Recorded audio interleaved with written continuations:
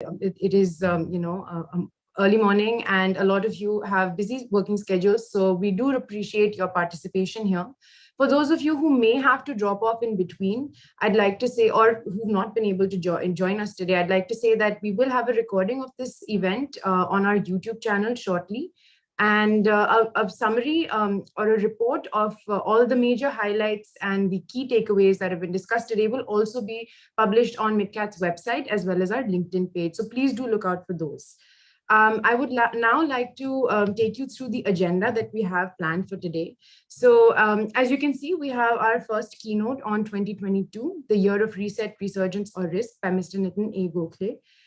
Thereafter, we'll have our first panel discussion on India Risk Outlook 2022, moderated by Colonel Sushil Pradhan from MitKat. We will then move on to unveiling the India Risk Review document for 2022 that has been put together by the team at MitKat. Thereafter, we will go through a demonstration of MitKat's artificial intelligence-enabled portal and risk intelligence platform. Our second panel discussion will be on Corporate Services Outlook 2022, moderated by Colonel Sm Kumar from MitKat. Our second keynote will be on Design Thinking in Security and Risk by Mr. Gyanendra Kumar. And our final panel discussion will be on Technology Risks Outlook 2022, moderated by Mr. Sandeep Sinha from MitKat again. In summary, we will have our closing remarks by our CEO, Pawan Desai. And without taking too much time, I will now introduce our keynote speaker, who most definitely does not require an introduction, but it is only befitting that I introduce him. Mr. Nitin A. Gokhale is one of South Asia's leading strategic analysts and has led teams of journalists across print, broadcast, and web platforms for almost 4 decades now. He's a specialist in conflict coverage and has lived and reported from India's Northeast for 23 years, writing and analyzing various insurgencies in the region. He's been on the ground at Kargil in the summer of 1999 and has also brought live reports from Sri Lanka between 2006 and 2009. He's an alumni of the Asia Pacific Center for Security Studies in Hawaii. He now writes, lectures, and analyzes security and strategic matters in the Indo-Pacific and speaks at various international seminars and conferences. He has authored 8 books, and he does not look like he's going to stop at that.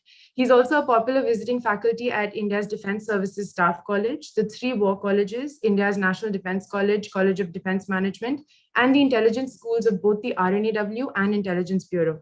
He now owns and runs 2 important digital platforms, that is bharatshakti.in and stratnewsglobal.com. And I believe it is also the 2-year anniversary of stratnewsglobal.com as well today. Over to you, sir, for your keynote address. Thank you, Radhika. I'm audible, I hope. Yeah, okay. So thank you, Radhika. Thank you, Sam, Colonel Samarendra Kumar, as I used to know him, now is, of course, Sam, and the MitKat family and all others who are joining here. Very good morning. First of all, let me thank Sam and his team for giving me this privilege to do the keynote address. I am perhaps the least of the qualified people to do a keynote address for risk advisory. All of you are professionals in your own right and in your own field. You know the risks better than me, because I only sort of try and be an observer and write or talk about it on my YouTube channels or on my websites. Like Radhika said, today is indeed the 2nd anniversary of Strat News Global. We started 2 years ago, very tentatively, not aware or not sure where we are headed and what the response would be. We started with a very extensive interview of His Holiness the Dalai Lama exactly 2 years ago today. And who knew then that China and Corona would dominate our lives over the next 2 years? It has given us some traction. And in fact, it now dominates the world discourse in that sense, if you look back at the 2 years. So coming to the topic, and I know that MitKat does excellent work when it comes to analyzing the risks or assessments, that risks that exist across the subcontinent, across India, and of course the world over. But I would only try and sort of recap or give an overview of what I think is likely to happen in 2022. And that's why I think the topic chosen by Sam, year of 2022, is it the year of reset, resurgence, or risk, is most appropriate. because we still don't know. We are very tentative given what has happened over the past couple of years. Nobody could have predicted the way we have faced adversity, setbacks, and have come out hopefully the stronger for it since then. But these 2 years in our collective life can actually be seen as, I mean, from both sides. One can see it if you are a pessimistic person, that it's a wasted period. Uh, Probably, sorry. Be joining on Monday. America, yeah. Okay. So we can see it either way, that these 2 years, 2020 and 2021, were wasted years, that we were confined, our economic activity, all our other activity got curtailed. And of course, a lot of people passed away in the pandemic. But I also see it as an optimistic person, as an opportunity to relearn, unlearn some of the habits that we have had, and relearn and be ready for a world that has certainly changed, whether for the better or for the worse, that only time will tell.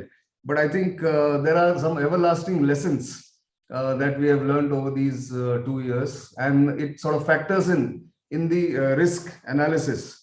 All the outcomes of these past 2 years should be factored into what the world will face in 2022. If you had asked me this question or this topic you had given me maybe 4 months ago or even 2 months ago, I would have said that I would still say that actually the reset happened in the second half of 2021, after we came out of the second wave of the pandemic, and the economy started rebounding, both in India as well as other parts of the world. Everywhere the borders opened up, and the risk sort of started reducing or receding in the second half of 2021. Resurgence looked like a very dominant sentiment to begin with by November or early December. And I would have, if you had asked me this question in December 2021, early December 2021, I would have said 2022 would be the breakthrough year as far as the world economy and the well-being of the people is concerned. But 1 month down the line, I'm not so sure. So I would give it a 60-40 chance that today the resurgence is on hold, perhaps because the widespread and rapidly spreading occurrence of Omicron or Omicron, whichever way you want to describe it, the new variant. Some people have described it as a third vaccine, that the vaccine makers couldn't make it. So perhaps we'll all come out of it. We'll all get it and we'll come out of it. But the shifting sands of geopolitics have also changed in these past 2 months. You look at the world around us, the competition or the tension between US and Russia over Ukraine, US and NATO on one side and Russia on the other, is one tension point in the world, in Eurasia. The Taiwan Straits crisis is staring us in the face, and we don't know which way it will go. Of course, the India-China standoff closer home shows no signs of abating or no signs of being resolved. Instead, in fact, if you look at the last 4 or 5 days of developments on the line of actual control and between the two countries, despite the bonhomie displayed on 1st of January by exchanging sweets on the line of actual control between the two armies, I think China is bent upon trying to keep India off balance, keep India under pressure, and that would then have a cascading effect on the region itself. The smaller nations around us will have to sort of then choose sides. They will be forced to choose sides and not try and keep the balance between India and China. But that's the external threat. The global scenario in a very quick bullet point, the decaying American society and consequently the reducing American hegemony in geopolitics is making China more and more aggressive and confident. Europe has lost its mojo in many ways. It doesn't know how to deal with crises like Corona or even the economic setbacks. It is divided, and with Merkel gone, we don't know how Germany is going to behave. So that is going to have a major effect on the geopolitics as far as Europe and America is concerned. And Russia is keeping the powder dry for first, of course, keeping US under pressure, and then also have a friendship with China. Coming back to India itself and the areas around India, the subcontinent, I think our internal security situation in the coming year in 2022 is only going to worsen, given what is happening in the Northeast, what is happening in Punjab, and of course, there's a lot of politics behind it. And the internal cohesion is straining at the leash at the moment.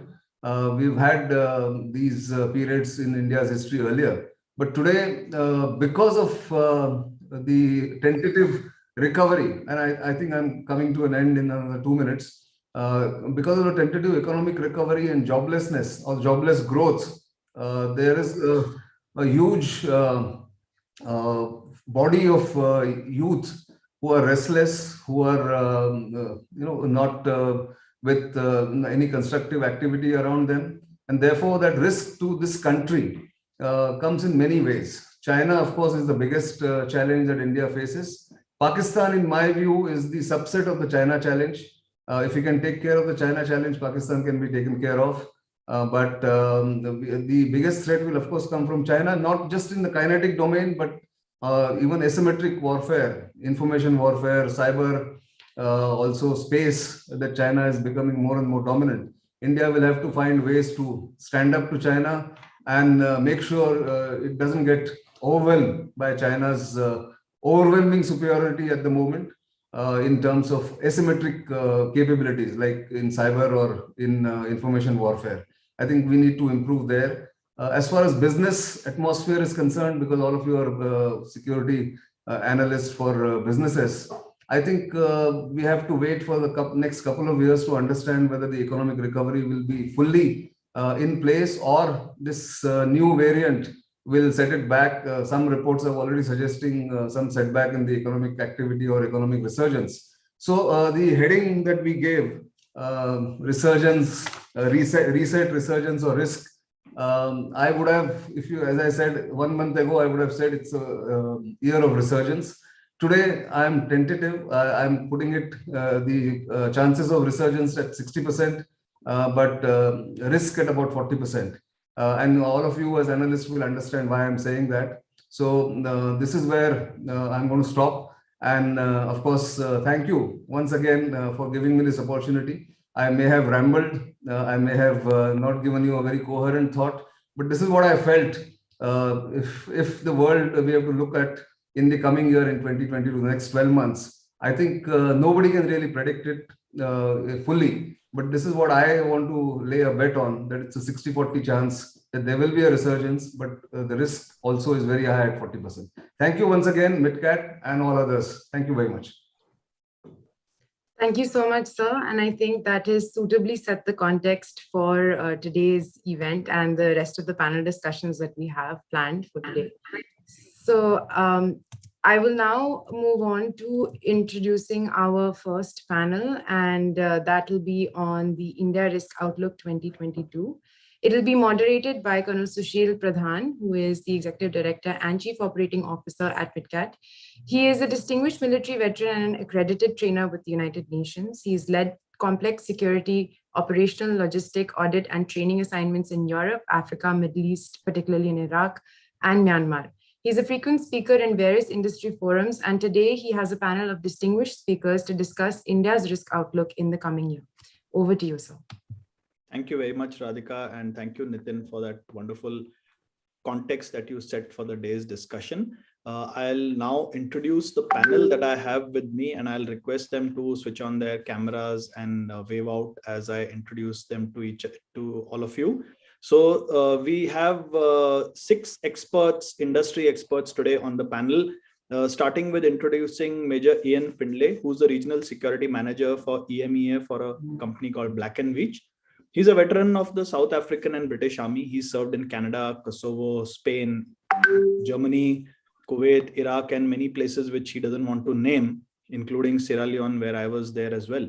And he's still a reservist with the British Army. He is the officer commanding of the reconnaissance squadron of the British Army. He spent a very valuable 4 years in India as the security head for Black and Beach, looking after South Asia. So that gives him a very unique South Asia perspective. Welcome, Ian, and thanks for joining us from the UK so early in the morning for your time. Thank you, Sushil. Thank you. Sahima is the country security manager for India, Bangladesh, and Sri Lanka for Shell. She's been in the CISF for over 20 years. She served as a civil police officer in Bosnia under the United Nations flag. And after life in uniform, she has worked with Procam and Kane before working with Shell now for many years. And she's well known in the industry as an experienced security professional. Rajesh Shekhawat. So hi, Sahima, welcome. Yeah, hi, good morning. Thank you very much for the introduction, Sushil. Welcome. So Rajesh Shekhawat started his corporate security career journey with Reliance 9 years ago. And in 2012, he joined Johnson Matthey as a security controller, focusing on a very unique supply chain challenges of transportation of precious metals. Thereafter, he left Johnson Matthey and joined FedEx Trade Network in 2016. He was again looking after supply chain security for Middle East, Africa, and Indian subcontinent. 2016, he joined back Johnson Matthey and is currently the regional head of security for Asia Pacific. Welcome, Rajesh. Thanks for joining us today. Pleasure, Sushil. Thanks everyone. We also have on the panel Sanbir Keer, who's an army veteran. Currently, he heads the Target Corporate Security Team as a regional director, corporate security and resilience for the Asia Pacific region. He's got responsibilities for global continuity, resilience, strategic intelligence, crisis command, corporate security and safety, insider risk, and all the associated services, including travel risk management. He's authored multiple articles and he's a very frequent speaker at various professional forums. So welcome, Sanbir. Thanks for joining us today. Thanks, Sushil sir, for having me today. The next panelist that we have is Colonel Arun Haran. He's got over 30 years of experience, of which some of it was the Indian Army for 22 years in the Corps of Engineers. He's got a very rich corporate experience as well, both in industrial security, safety and administration, in manufacturing units, as well as in the services sector. Since January 2018, he's the national security head, including safety and nodal affairs at Bharti Airtel, which, as you know, is one of the biggest telecom players in the Indian market. So, Arun, thanks for joining us. Looking forward to hearing from you. Thanks, sir. The last speaker on the panel is Vishwas. Vishwas Khurana has got 21 years of experience, including 10 years in the Indian Army. He's been very successful at planning, executing, implementation, security programs in line with the businesses. He's driven mindset change programs. He's also been part of the United Nations mission in the Democratic Republic of Congo. He's worked in the pharma industry with Ranbaxy for 2.5 years, in the banking and financial sector, of which 6.5 years was with IndusInd Bank. And for the last 2 years now, he's been the head of security of HDFC Bank. So welcome, Vishwas. Thanks for joining us on the panel. Vishwas, can you hear me?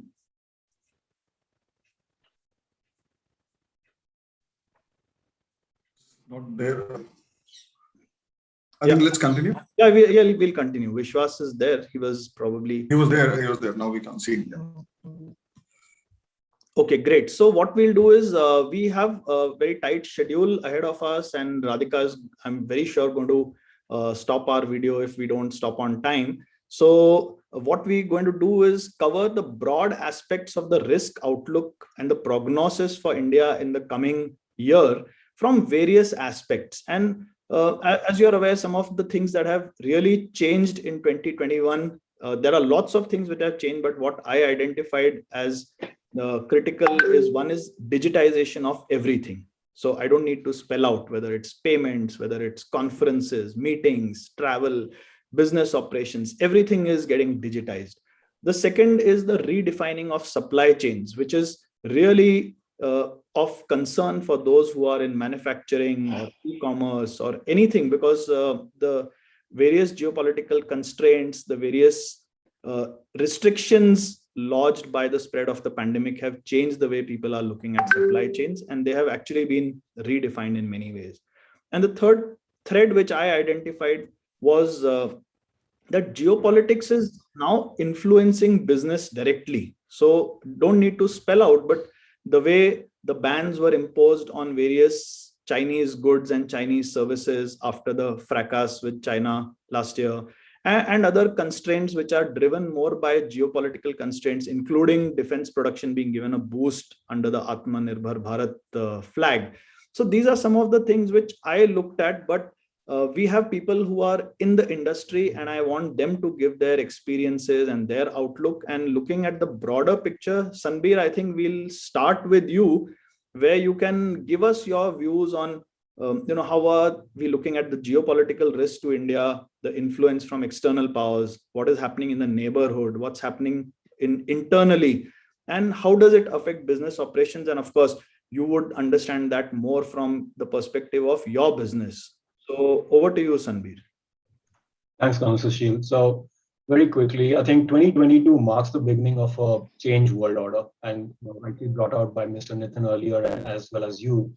3 years of the ongoing pandemic, there is a new geopolitical order which we're looking at right now. Strained trade relationship between various countries, including India, China, and India and the rest of the world. Ever increasing economic divide, and an evolving impact due to climate change, which we cannot ignore anymore. The uncertainty to which we have adjusted in recent years will most likely persist in 2022. And the VUCA environment is probably the new normal as we look into it. In my view, India might still be on a path of recovery with about at least 8% GDP growth, and will continue to push its status internationally as a strong military and economic power. India's economic fragility, large population, vulnerability to climate change, and depleting natural resources are some of the limiting factors that might affect the business in the long run. Coming closer home in terms of India's concern related to its sovereignty and border interest, we brought it out earlier, but repeating, the intercountry relationship with China, Pakistan, and now Afghanistan is going to play out. China's debt politics and its impact on India's relationship with its immediate neighbors like Sri Lanka, Nepal, Bhutan, and Bangladesh. We have seen that the differences seems to be increasing, and there are more problems which are lined up, which were pretty easy earlier. Coming closer home, I would say that post the 15 June 2020 incident of Galwan, there are more difficult issues which appear to flow from both the countries' perspective, China and India. Other than the geopolitical aspirations and developmental necessities, which are on both sides. China's alliance with Pakistan, Belt and Road Initiative, and Indo-Pacific vision for India are probably going to increase trade imbalances in the future. If you look at the Indo-Pacific in a little bit more detail, India has sought to strengthen security and freedom of navigation in the Indo-Pacific, and it's now seen as a net security provider. Some of the examples include providing coastal surveillance radars to Mauritius, Seychelles, Sri Lanka, etc. If you look at the Quad, India, United States, Japan, and Australia as partners, and multiple trilateral agreements such as India, Japan, US, India, France, Australia, India, Indonesia, and Australia, offer a point in case where India is trying to create its visibility in the global market, as well as create a kind of a nexus to counter China and its efforts in the region. Just to conclude, apart from the interest of India in Afghanistan, where we all know that the major source of untapped energy, lithium reserves, is plentiful, right? And that is why probably Russia, China, India, and Iran are kind of trying to make their headway into Afghanistan. India, of course, has got issues related to protecting its borders as well with Afghanistan and interference with Pakistan as well. Challenges coming to business leaders that they might face in 2022. My view, major challenges related to policymakers and business leaders would include energy supplies, supply chain resiliency, sustainability, providing value-based leadership, guaranteeing security, and also accelerating growth as we come out of this pandemic. that's all I have as an opening statement. Thank you so much, Sanbir. Very concisely captured in the last 4 minutes, and you've covered everything from a global perspective down to supply chains within India. And probably as we go along, if there are any questions and if we have any additional time, we would like to take some experiences from you of how it is hitting your kind of organizations more specifically, and what do you see as the prognosis, how things will change in the coming year as far as your organization is concerned. So thanks for that, and we'll move on to the next speaker. But before that, I'd like to just apprise the audience. So we've just crossed the figure of 300 in the audience, which is a great figure. And ladies and gentlemen, all those who are attending from all over the world, if you have any questions for this panel and for any of the speakers specifically, may I request you to put the questions in the Q&A box so that they don't get lost in the good morning and thank you messages on the chat box. So if you have questions, please put them there so that we'll be able to ask the speakers to give their opinions on those questions. Thank you so much, Sanbir. And we'll move on to Sahima. So she's going to give us a little bit of a expose about her thoughts on socio-economic risks to India in the coming year, or rather in this year, which has just started off. So whether it's things like left-wing extremism, whether it is the civil disturbances, the protests, issues like safety of women, which are always on the forefront of employers and employees' minds. So Sahima, over to you. Look forward to hearing you. Yeah, thank you, Sushil. So when I saw this topic, I was just thinking, even if I wish the hardest in a world which is so diverse, in a world where there is so much of disparity, risks from socio-economic issues will never go away. It will either be in some form simmering under the surface, or it could just blow up into a full-fledged protest or disturbance between two communities. So if businesses wish that this will go away, I don't think it ever will. Businesses will always have to be prepared for this dynamic and often unpredictable kind of situation. So let me take each one of them separately. Civil protest, 2022, I see this as being used by civil society more as a weapon for leverage post the perceived win of the farmers' protest. So we will see more and more civil groups taking up this as a means of protest for the demands against the establishment, against the government. Post the third wave in pandemic, I think there will be an uptick in targeted civil unrest and protests by trade unions in those sectors and those industries which will bear the impact of the third wave of the pandemic. It could be airlines, manufacturing, hospitality, public sectors. So businesses in these areas will have to be prepared for employees.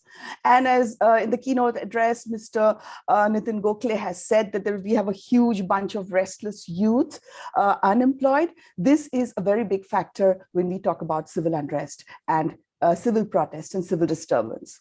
Now, coming to civil disturbance, 2022 is a huge, huge election year for India. 7 states going to election, March 22, 5 states, and December 2 states. Big states like Gujarat, UP are going to elections.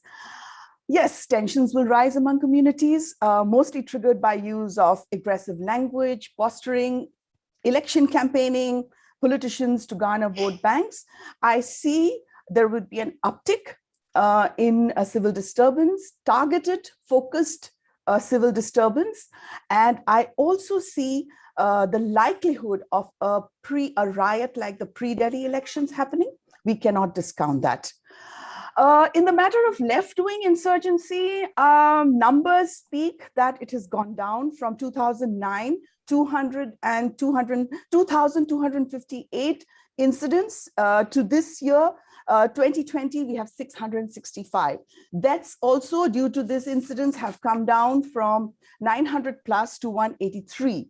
Shrinkage of geographical coverage. And this is mainly due to the Samdhan doctrine of the government and the development work that the state governments have taken up in the LWS areas. Their geography has shrunk. However, one statement I would like to say that Maoists have never been so weak in the past 10 years, but don't count them out yet. They are still very strong with their IEDs. They are still very targeted, and they still cover 3,000 square kilometers of geography where Indian government doesn't exist.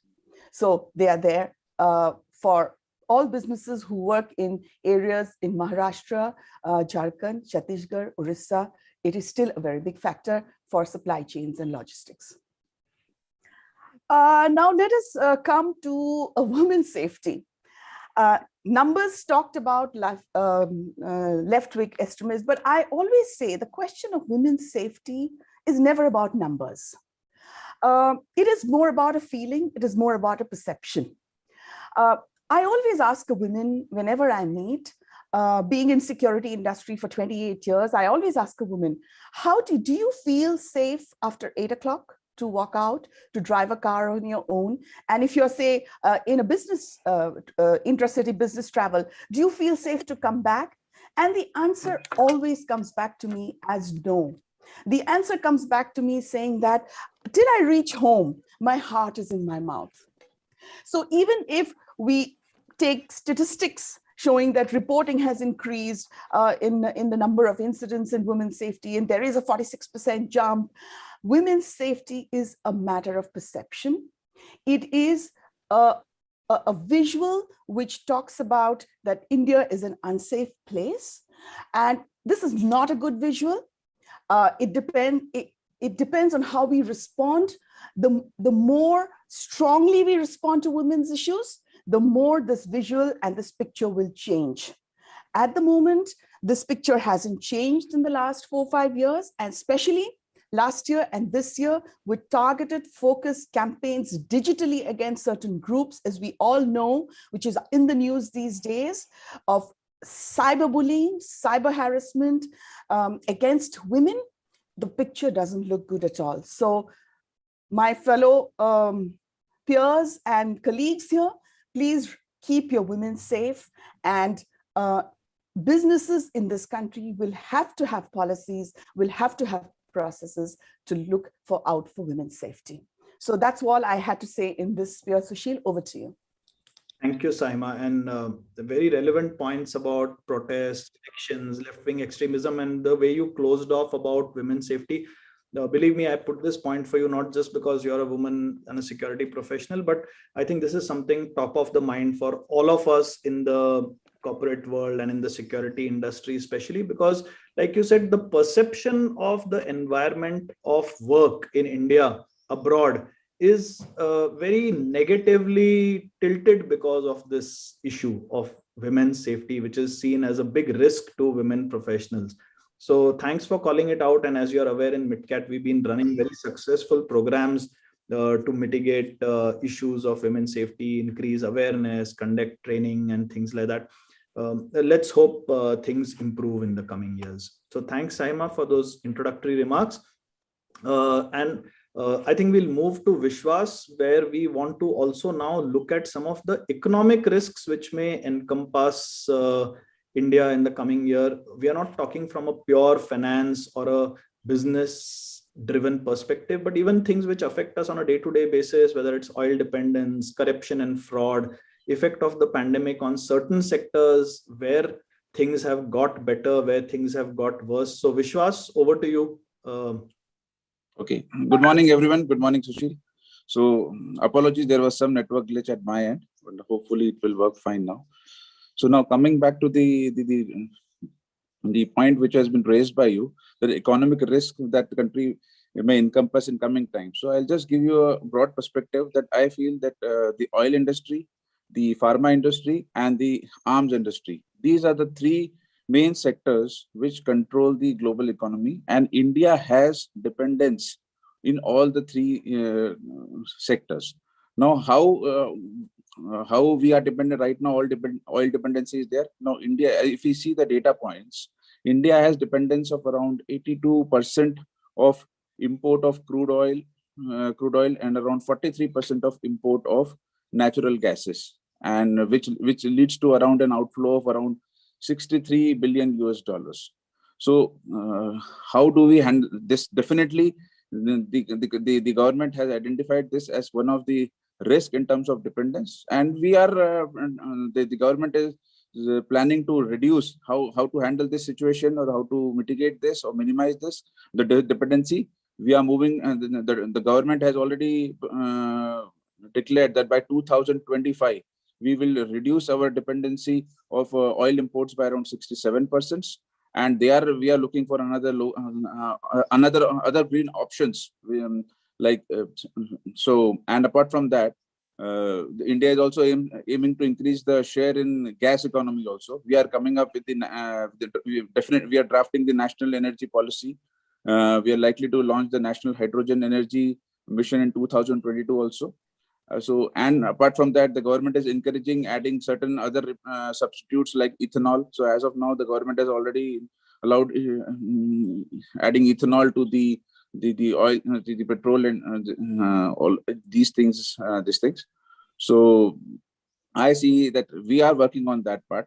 Coming to other risks, I feel that corruption is also one of the key risks to the nation. So they say, I was reading somewhere that corruption in a country can slow down the growth of a country of the size of India by around 5 to 7%. And they say it affects the poorest. The corruption affects the poorest. So this is the second point. And apart from that, how to mitigate these things? The government is already bringing in a lot of transparency, a lot of digitalization, the process in a lot of tendering processes. Apart from the direct transfer of all the benefits to the people, and we are coming up with a strong anti-corruption policies also. So these are the factors which risk us. What was your third point, Sushil?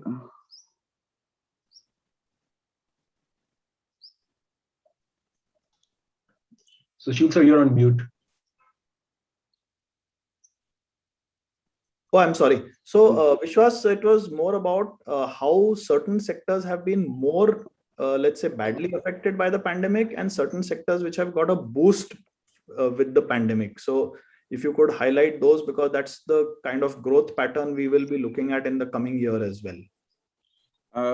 Okay. So, coming to sectors which were most affected, I feel all these sectors were affected in some way or the other way, but the most affected were, we can say, the hospitality industry, the airlines industry, the travel and tourism industry. They were the most affected. There were a lot of disruptions, supply chain disruptions. There was shortage of raw material. Many of the manufacturing were underutilizing their capacity. There was shortage of labor also. But many of the organization has come back strongly. If you see that this pandemic has given us to strengthen our healthcare also, and we are focusing on the preventive, curating, and well-being of individuals. And we are working on reinforcing the physical and financial and infrastructure, working on the infrastructure side also. Apart from that, if you see that now from importing PPE kit, now India is one of the largest manufacturer of PPE equipment also. So to sum up, these are these have been the industries which have, and apart from that, all of us have adapted to the new style of working. We have identified many these things. So yeah, that is it. Thanks, Vishwas. And when we have time, I'll probably come back to you again. If you can highlight some of the specific risks that the banking industry or the financial sector sees for itself in the coming year, as from the operations perspective, what you are handling. So we'll wait for that in the next round of questions, time permitting. And thanks for whatever you have given us about the economic outlook or the economic risk outlook for the coming year.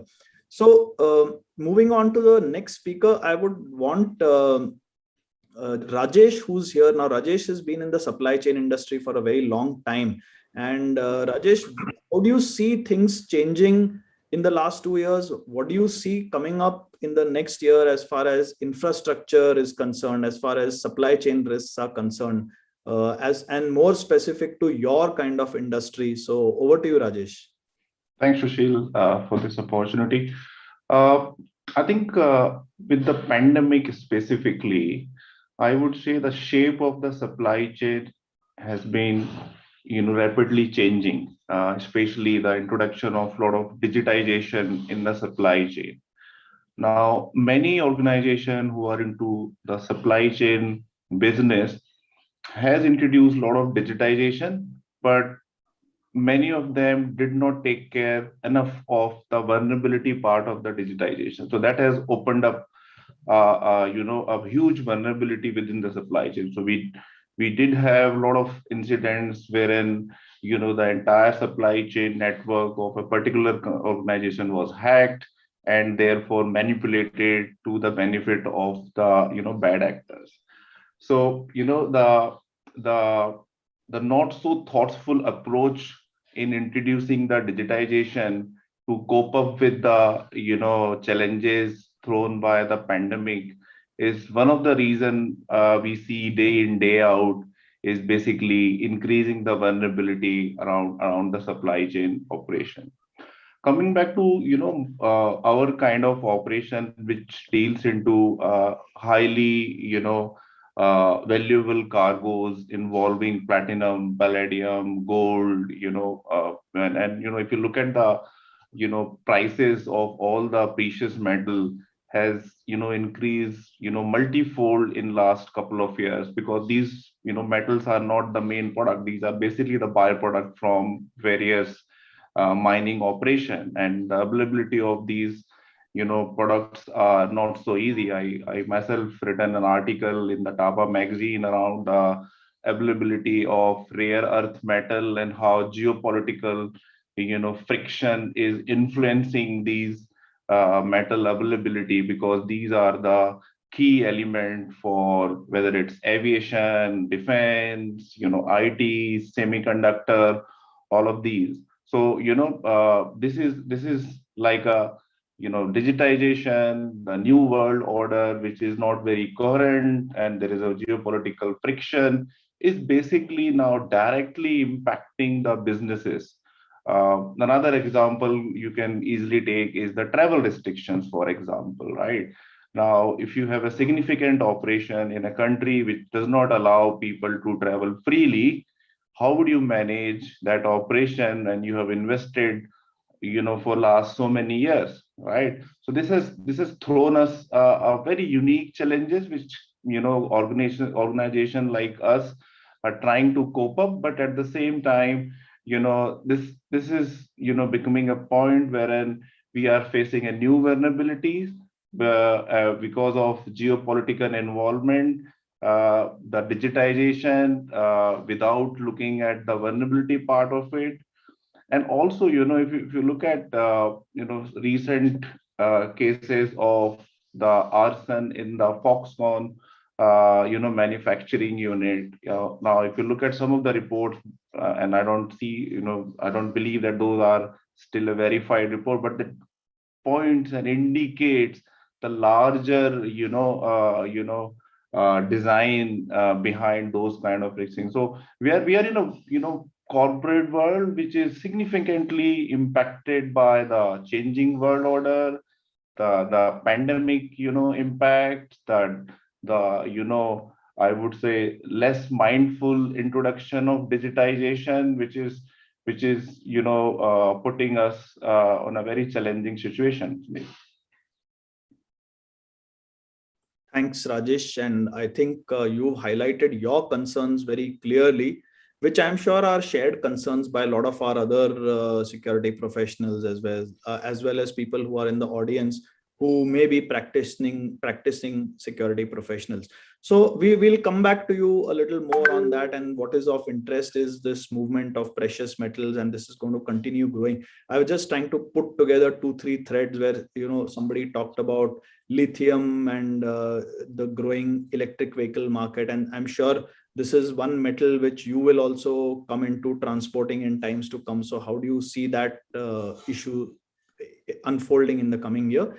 But thanks for your views for now. And I want the next speaker, I'll just pull in Ian, So Ian, you've been into many conflict zones. You've been handling security across the world pretty much for in the corporate world as well as in the military. So one of the emerging threats which people are talking about everywhere is the drone threat. So I believe you did a bit of an investigation in West Asia recently or in Russia about that. So give us a little bit of your views there, and if we have time, we want to hear about your thoughts on Afghanistan, since you've been there in a military as well as a civilian capacity both. So over to you, Ian. Thank you, Sushil. Those are two subjects that are very, very passionate for me. First off, on the drone technology, I think that this is a new space that we are now operating in, and there is both an enormous amount of good that can be made from the drone technology. For example, farmers being able to use it to be able to assess a crop appropriately, to be able to either fertilize or deposit insecticides or pesticides onto that crop accurately, thereby reducing the amount of chemicals that the farmer needs, reducing cost, maximizing impact, and then also reducing the amount of waste that goes into the water systems and potentially damages that. Using drones in terms of surveying power transmission cables, where you can do vast distances in a very short space of time, and also reducing exposure to people going onto the transmission cables. So those are examples of good that that drones can be used for. Now, putting it into military context, the British Army is going up against the Estonian Army in exercises, and time again, commercially bought drones are able to find military equipment easily. So this is a new space that militaries will need to figure out how to mitigate. A few years back, Gatwick Airport was brought to a standstill in 2018 when a novice drone pilot decided to put his drone up in the commercial airspace of Gatwick Airport. This ruined a lot of people's holiday plans, and for 2 days, that airspace was brought to its knees. But the good that came out of that situation was that it woke up Britain and said, yeah, we've got to invest a heck of a lot more into counter-drone technology. And things have moved on quite significantly from that time. Now, look at battle spaces like Syria recently and Iraq, where you've had organizations like Daesh, ISIS, whatever you want to call them, using commercially purchased drones and modifying them ever so slightly to be able to carry a payload. And a simple container that's able to hold something like a grenade or a mortar is able to fly over a target position and release its ordnance, and you barely hear it coming. So this has a massive morale effect on soldiers, on people, and is exceptionally effective. So watch your space in terms of drones. We are seeing multiple drone attacks on Saudi Arabia almost on a daily basis, coming from plenty Iranian proxies, and they'll be being used to disrupt Saudi Arabian airspace and also to target with explosive munitions some of their oil infrastructure. Good and bad out of that is. The bad is it absolutely disrupts their oil production, and that does have an impact on the global oil price. The good that comes out of that is they then realize, well, they've got to do more against counter-drone technology.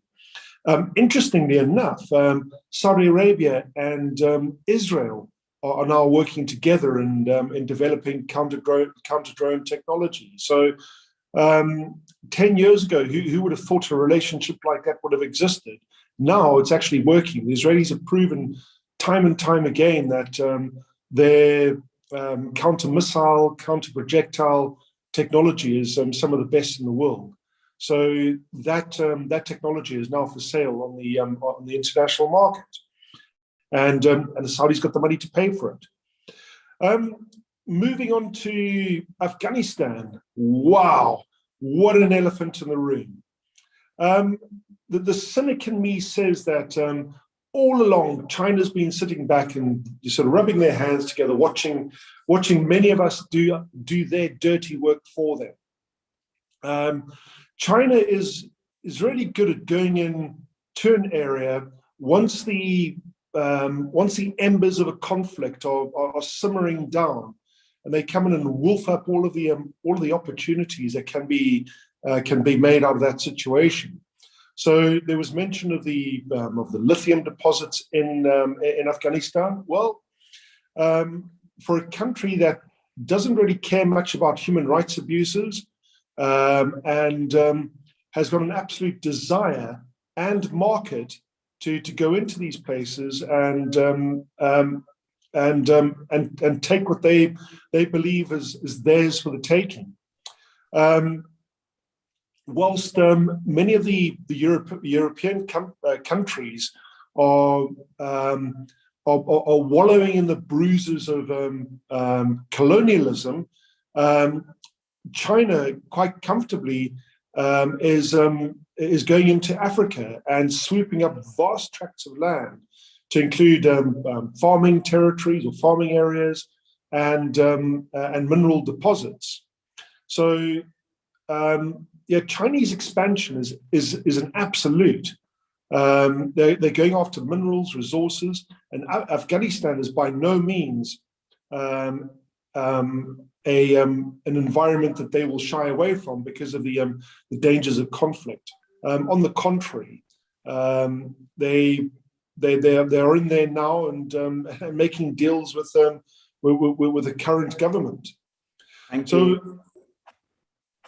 Thanks, Ian. I just want to cut you off here because we otherwise run short of time, but we'll come back to you time permitting. And I see your passion for drones, but I wish to also keep you in picture that we are very soon, probably in the next month, going to have a seminar which is dedicated to the drone threat to industry and counter drone technology. So I'm very sure we will have you there as one of the panelists as well, time permitting. And I'll make sure you wake up early that morning again. So thanks, Ian, for those comments. We'll come back to you. There are lots of questions, but I still have one of my speakers left, that is Arun. Arun, we want to hear from you. You've been in the telecom industry, you've been in the pharma industry. One thing which is of concern and is being addressed directly today by security professionals, because there's nobody else to hold that baby, is issues arising out of extreme weather phenomena, environmental disasters, urban flooding, and things like that, which traditionally were on the back seat, but now today are being handled by security professionals for the simple reason that operations need to progress. Somebody needs to handle them. Who needs to handle them? It's being de facto given to the security function because they seem to be the most equipped and capable to handle it. So we'd like to hear your thoughts on that and how 2022 is going to unfold from that perspective. Thank you, Sushil sir. Good morning, all. Firstly, as my preceding esteemed speakers have already brought out, the last couple of years have been, it has been there have been years of inflection and years of disruption as far as the country is concerned and as far as the industry is concerned. We have seen a lot of, unprecedented situations like the pandemic coming up. We had a couple of natural calamities. We have been having, floods happening, Chennai floods happening, Mumbai occasionally gets flooded, and we have heavy rains in Uttarakhand and things like that happening all around. And also, unprecedented times lead to unprecedented solutioning. So we have seen disruption in solutioning also concerned. People spoke about digitization, though I will mention briefly about it afterwards, about the challenges of digitization. Also being in a company, which is looking into large scale digitization to change our processes. So it has been, you've seen it all in the last 2 years, what probably we didn't see, the farmers' agitation, disruption as far as the civil society is concerned. So a lot of things have happened. So coming to the subject specific about the natural calamities and the weather changes and the climate change and stuff like that. Now I would like to make this very specific. Being in an industry, I have been in an industry where we are, like he said, just brought out that I'm from the telecom right now. So we are spread all across the country and all across the world actually. And this is a very, very manpower intensive and it's a very, very infra intensive industry where you have physical towers, you have, we have our small switching centers, we have our mobile switching centers, we have our base switching centers. So we are there everywhere.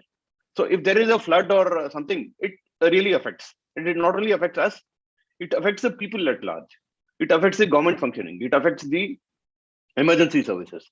So it is for us to make sure that our people, processes, systems, everything is robust enough. We have an adequate business continuity plan, and we have enough disaster relief, for something to fall back on if something fails or something happens. So, like I just brought out, the last couple of years has been a big challenge. Whether it is the compliance related issues coming to privacy laws, new privacy laws kicking in, coming to operations, where again I spoke about the people, processes, systems, and our people have been going out in the pandemic, trying to keep people connected. In floods, we've been doing it. Floods, I'll give you simple issues like even filling up diesel. At our tar site, where that site gets cut off, the power gets cut off, everything gets cut off. Even refilling diesel there becomes a challenge. So we came up with new solutions. We did away with the diesel. We went for larger battery banks. We did that. So we have been thinking. We have shifted a lot of our sites. From past experience, we have shifted a lot of sites to a higher location, probably at the roof or somewhere higher, so that it is not affected that much. And being our company specifically, being in the industry, being the industry pioneer for the last 30 years, I think we have a large repository of experience, and we know how to tackle these issues. So coming to the environment specific issues, what is the risk we can anticipate in the coming year, and what we look forward to, and we don't look forward to, and we need to be prepared for is that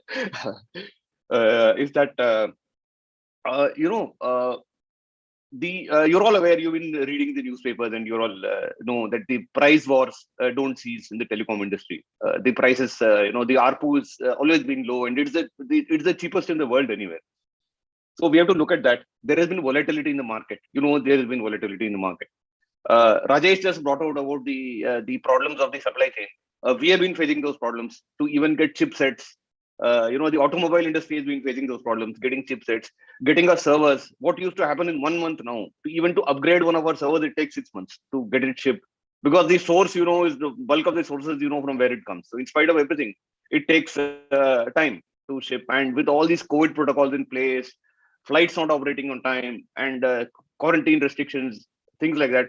So even the digitization, what I meant, which was meant to, kind of mitigate all these kind of risks, even the digitization is taking time. And digitization, we might digitize as a service provider, but current data shows that there are almost 54% of customers who are not very comfortable with the digitization. They don't know how to do these. They don't know how to. They still want to speak to somebody. They want to call up a call center, talk to a guy, talk to somebody. No, you tell him that you go to my Airtel app, do this, do that. I've known so many people who are finding that a challenge, because again, you can't expect people to overnight change over to that. So coming to that, so the challenges are multifold. And to add to that, the natural calamities, we have had quite a few of them in the last couple of years, with the pandemic, with natural calamities happening. So we are prepared for it. But then again, I said, these are unprecedented times. We don't know what is going to happen when. With the climate change happening, you can see the weather, extreme weather phenomena happening more frequently now. Extreme heat, extreme cold, floods happening. We have not heard of floods happening so often, but it happens. Extreme rains. I was in Chennai now when the heavy rains happened. And it has been happening quite frequently now, the kind of rains which happens, unseasonal rains and things getting flooded. And end of the day, as a service sector, whether it is us, whether it's e-commerce, or whether it's anybody, the end of the day, we have to keep make sure that our customers are served at all times. So that we have to think through that. And in these situations, especially, this becomes a lifeline. Thank you. If your mobile is down, the emergency services cannot contact people. If your landlines are down or your internet is down, none of your apps will work. You will not get the data. If somebody is stranded, how do you reach out? Absolutely. So it is very, very essential that we have to think through this. We are doing it all the time. We've been thinking through this. In fact, I was personally involved in when this Arogya Setu app came in. So we had an initial, in NDMA, we had our initial meetings where we were talking about contact tracing, how to do this, and basis that only with a lot of thought about this and a lot of discussion, it is Arogya Setu came up. Basically, it was started for contact tracing. It started off as a contact tracing app. So like that. So basically, even for now, I can give you an example. When we had this Kerala flood, the administration reached out to us because they wanted to send those, call tree SMSs. SMSs they wanted to send people to make sure they're safe, and they had to give warnings, advanced weather warnings and all. So we really had to think through it. And, at that time, nobody thinks about CapEx, how much money it's going to cost and all that. We have to do it in national interest. So we do it. So going forward, all businesses, whether it is us, whether it is any service industry, whether it is an e-commerce provider, whether it is a food delivery app, I think the challenges are quite a few. And I think one has to stay ahead of the times and hope that, the Murphy's Law doesn't come to play, that you plan for 4 things and the 5th thing happens, which has been happening last 2 years. You've been seeing that such things have been happening. But let me assure you that with digitization, technology, and all those strategic challenges, with the chipsets not coming, technology we are not being able to upgrade the technology, we're not being able to educate our customers how to use the technology. Still, I think as an industry and as a country, I think that digital India and all that, I think we have come a long, long way the last 3-4 years. I think we've come a long way. You've seen that we're all on apps and everything is there. I think we've come a long way, and I think we are into that journey right now. Thank you, Arun. Thank you so much. Really relevant examples that you gave us, and great insights, especially telecom industry. We don't know what happens behind the scenes. We just look, oh, network nahi hai. We really don't go into the details of how much effort it takes to keep the network up. And that is something which you and your team are doing very successfully. Radhika, do we have any time for questions? There are lots of questions, but I'm sure we won't be able to take them. Yeah, we have about 2 minutes. So I'll just take one question because the rest and the speakers, may I request you to go to the Q&A box and answer your questions. You can type out the answers to your questions there itself.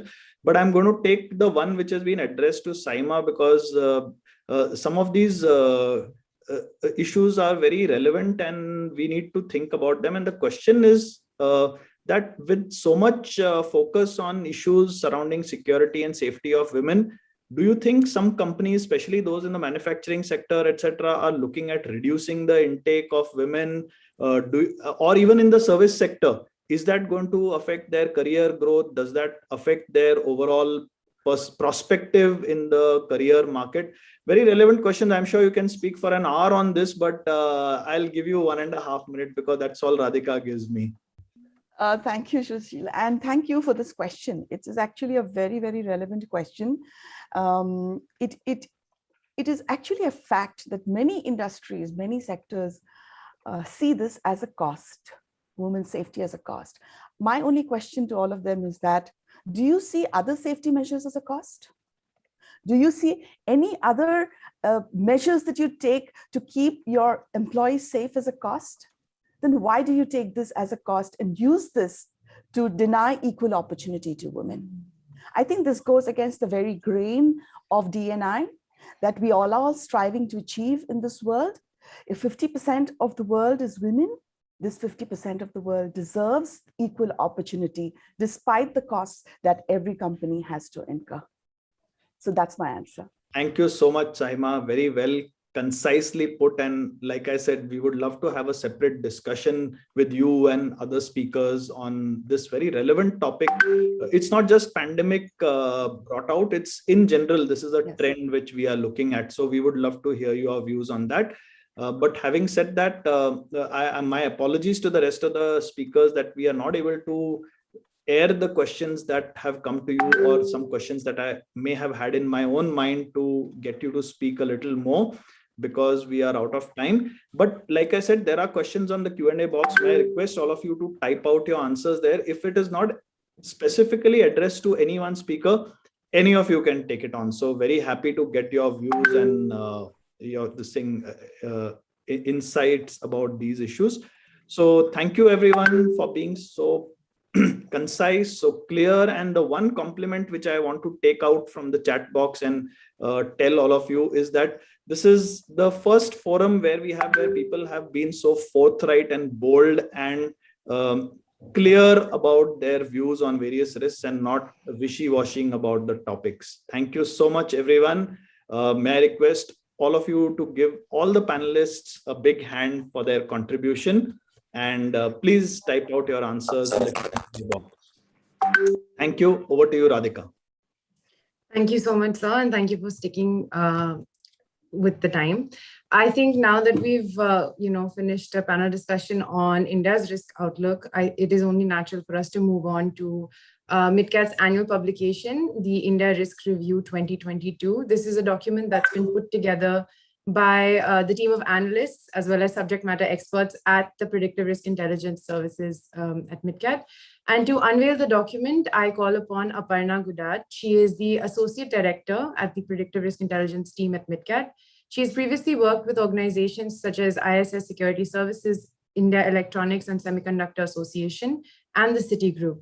Her rich and diverse experience has been instrumental in making the PRI vertical a brand to reckon with, and she will be taking us through the document and explaining to us all the risks that it entails for India in 2022.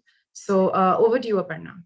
Thank you so much, Radhika, and good morning, everyone. I will be presenting my screen, and it gives me great pleasure to unveil the India Risk Review 2022 on behalf of MitKat. So this is the first look of India Risk Review, and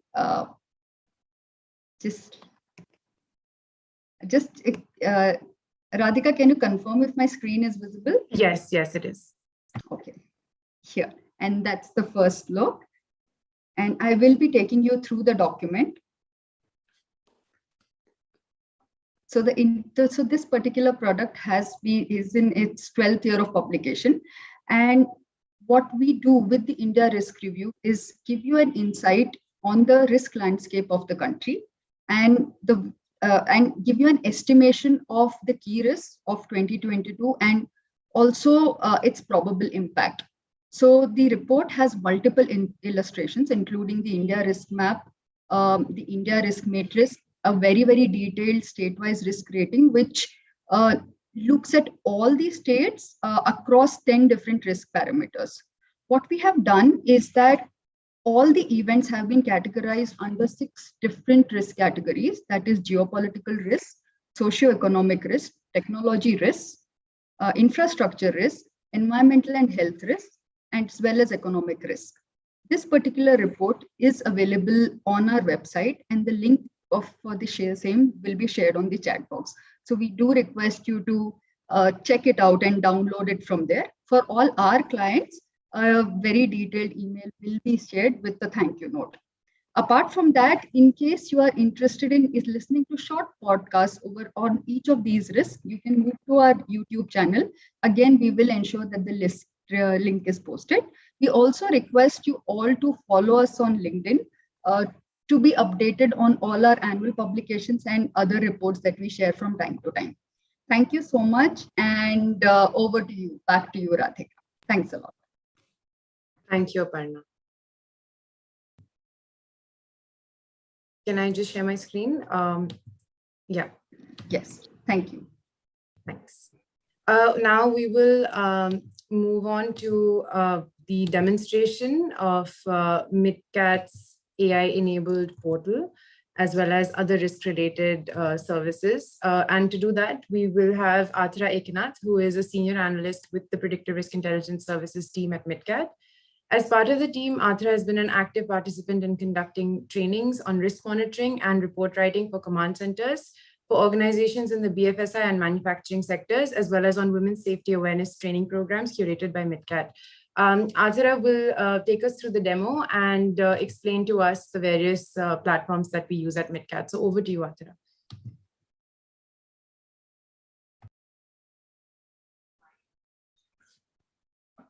Thank you, Radhika. Am I audible and visible? Yes, you are. All right.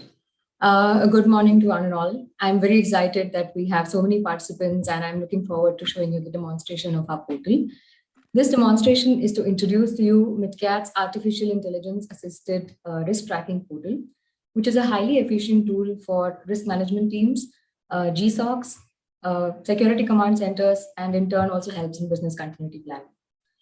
I will just start presenting my screen. Let me know once it's visible. Thank you.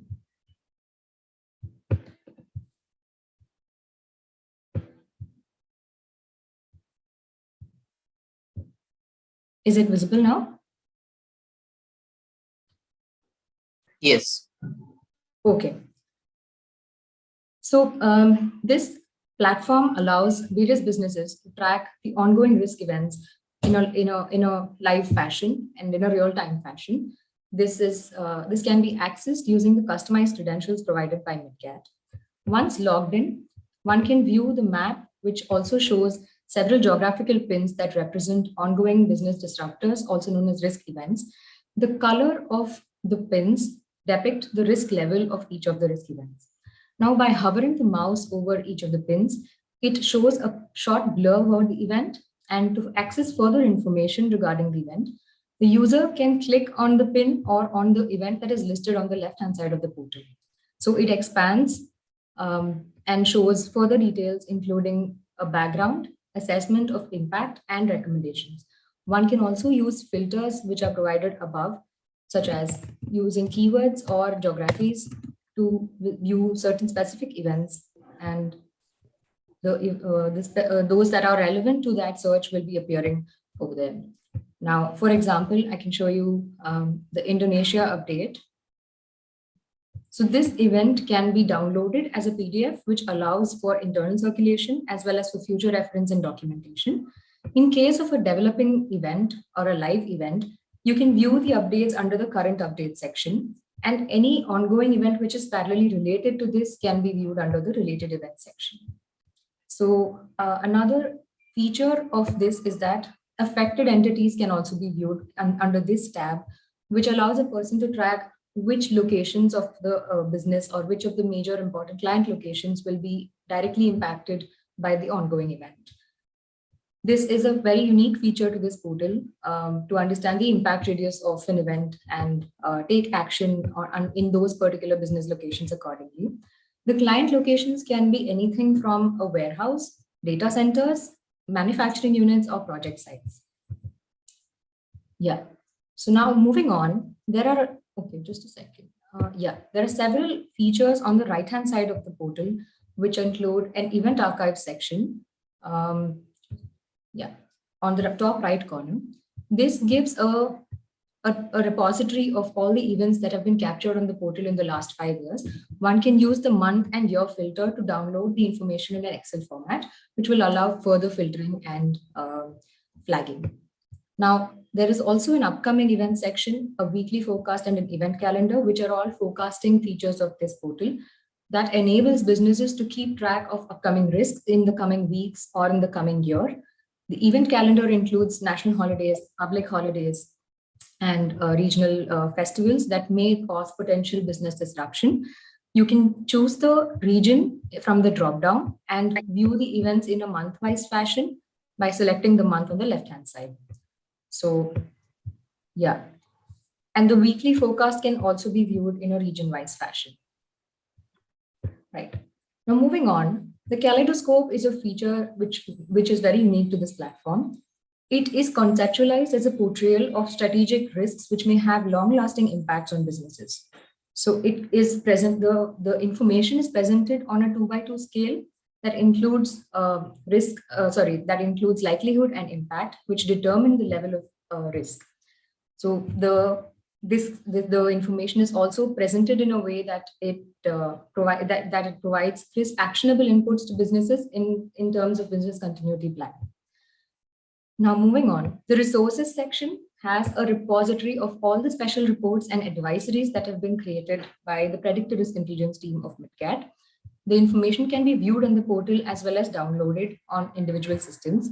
This includes periodic updates, special reports and reviews which have in-depth analysis of contemporary risk topics, which may be of pressing concern to businesses, and also annual publications on India risks, South Asia risks, and various event calendars, etc.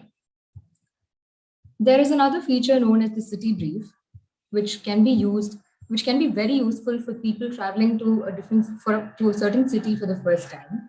It comes in handy as you can select the country and a particular city from the drop-down and view the information in a very concise manner in one page.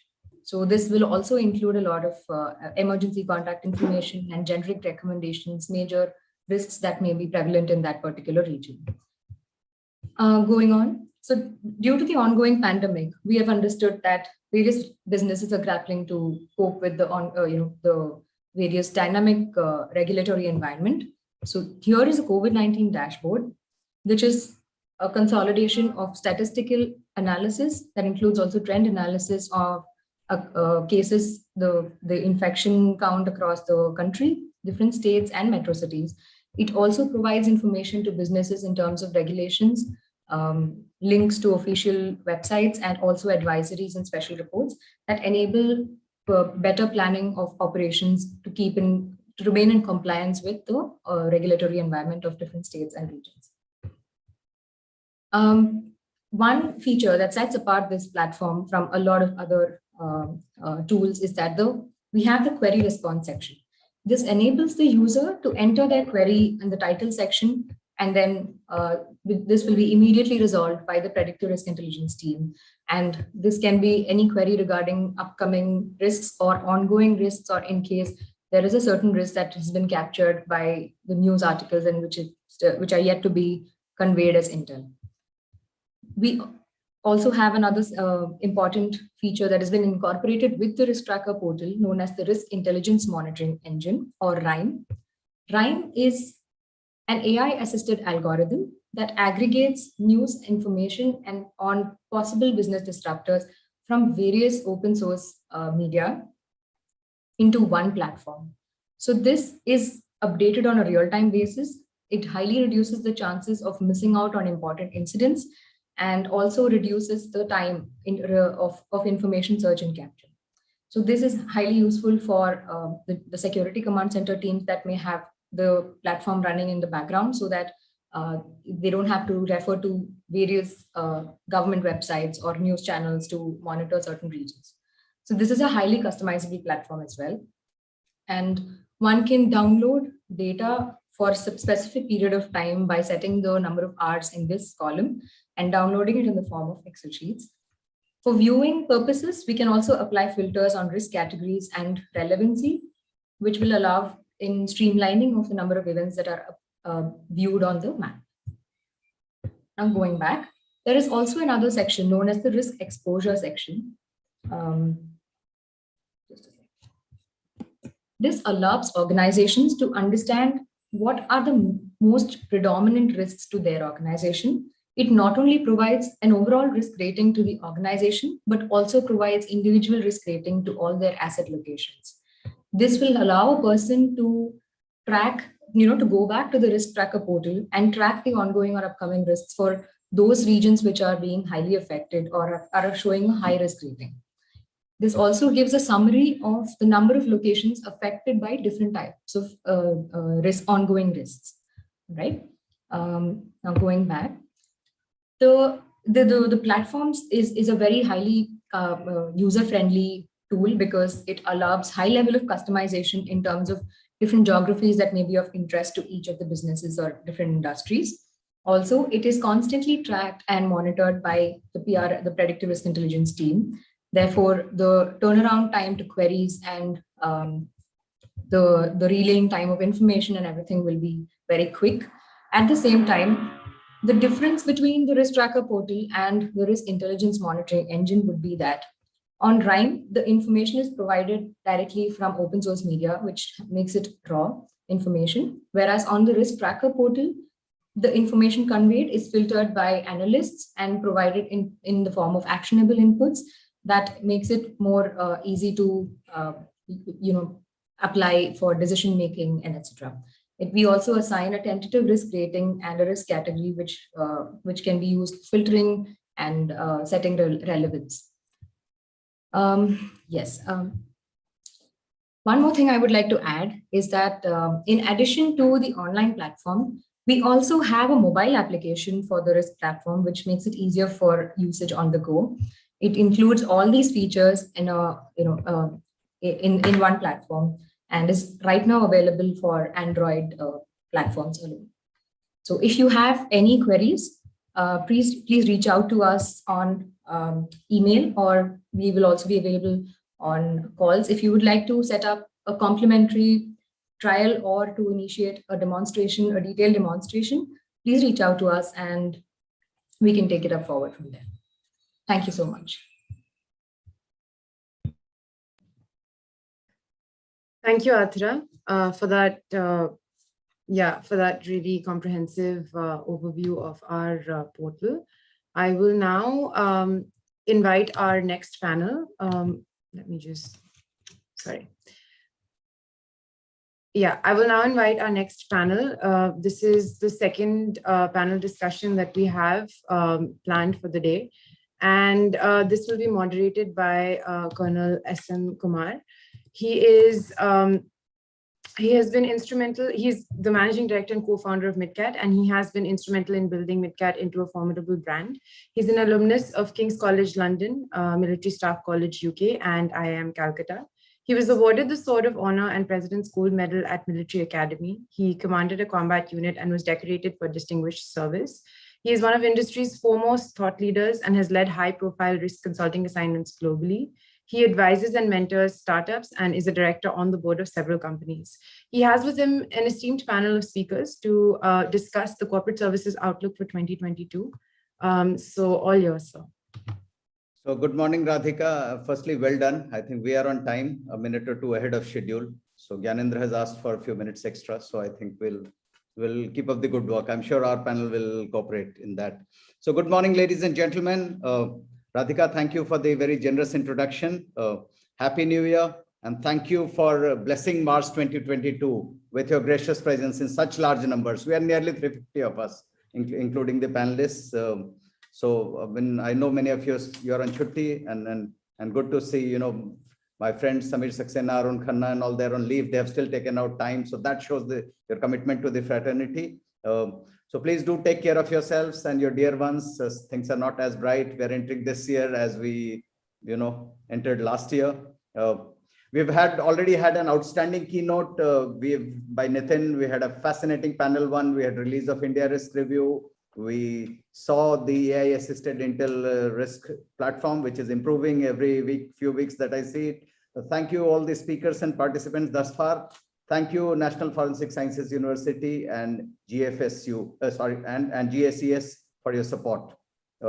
I now have the honor to facilitate a Powerpack panel on corporate services outlook 2022. So let me introduce my distinguished co-panelists, and not in any particular order. Request you to kindly switch on your camera and then greet the audience. So we'll start with Arun Khanna. Arun, BTech, MBA, globally well-traveled, and I assume well-trekked also.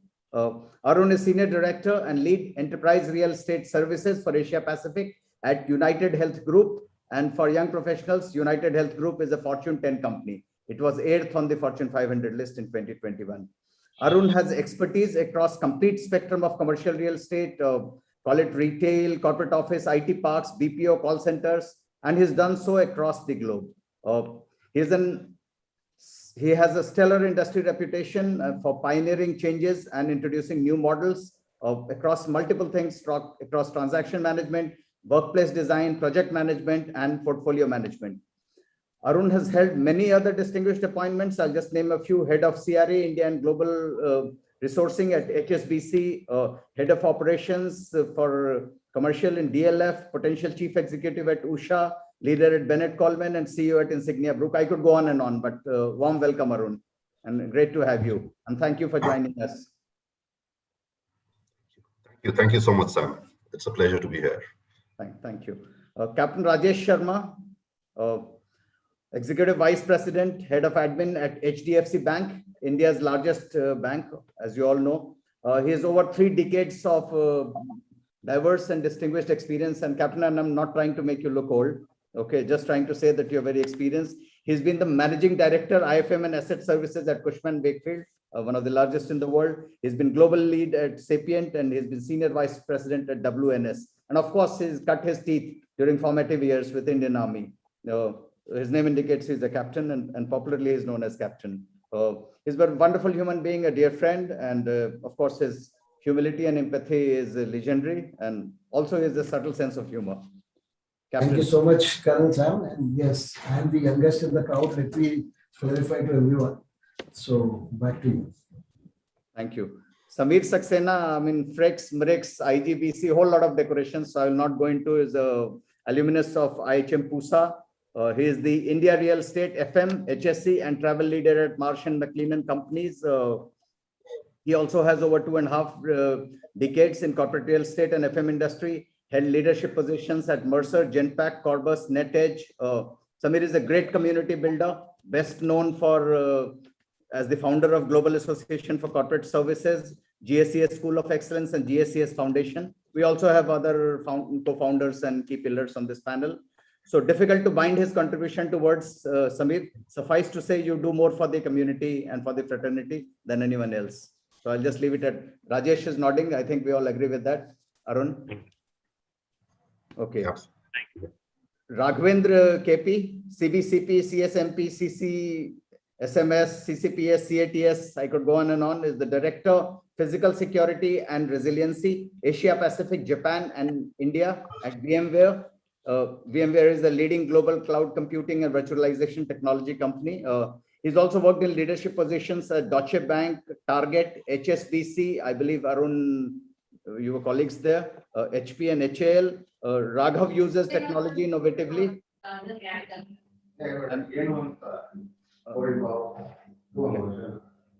Can we request everyone to switch their, those who are not speaking to go on mute, please? So Raghav uses technology innovatively and Intel proactively to manage business risks.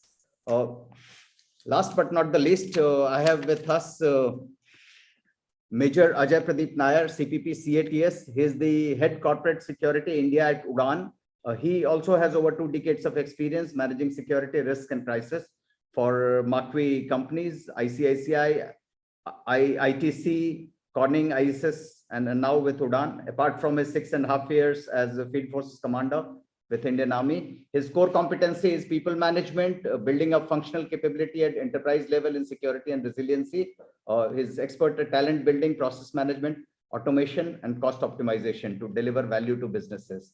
He's recipient of multiple awards and recognitions, board certified in security management from ISIS, is also member of ASIS OSAC, and we can see a lot of people from ASIS OSAC and many of the chapter leaders also here and our ARVP. So great to have you all. This is how I intend to progress the discussion. Each panelist gets 2 to 3 minutes for your opening remarks. Then I'll come to each panelist with 1 or 2 specific questions, say 1.5 questions, and we'll be happy to take questions from the audience. So please feel free to key in your questions in the Q&A box, which is separate from the chat box. Comments and compliments for the panelists, including the moderator, may be directed in the chat box, only if we deserve it. Finally, each panelist gets 20 to 30 seconds for a final soundbite and summing up before I wrap up and go back to Radhika. Samir, can we come back to you? Can we come to you first? We have a lot of young professionals, including students, joining in here, and many of them may have heard of things like corporate services, corporate real estate, FM, all these things for the first time, and some may not be very clear. Can you explain what is corporate services? What does Global Association for Corporate Services, and what does it do? What is it? And as well as, can you deliver your opening remarks? All of it in 3 minutes. And your time starts now. Yeah, I've put my stop clock on. So thank you. A very pertinent question. In a gist, I would say we are perhaps the goalkeepers of the organization. Huge areas to cover, huge domains to cover.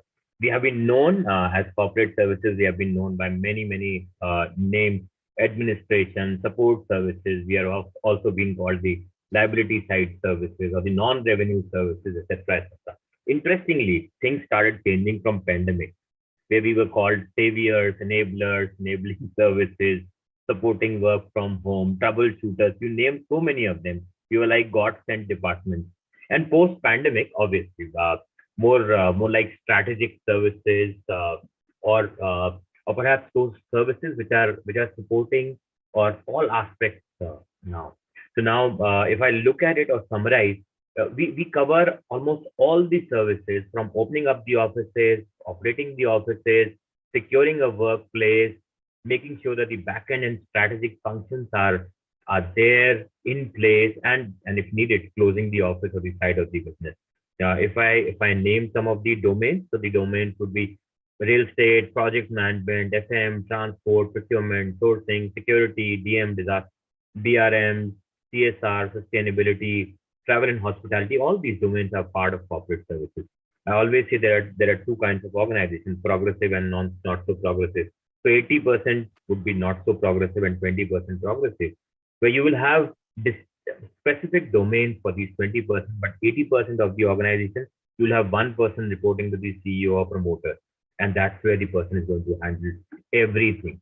Now, if I talk of GACS, now GACS, it's an initiative which is driven by senior professionals like us, with the intention of giving back to what the industry has given us. We can contribute towards the growth of the next generation of professionals of the corporate services domain by reducing their learning time. We all have had learning curves, and that's where it is. And that's the way we feel that we will be able to give back towards this building of this nation.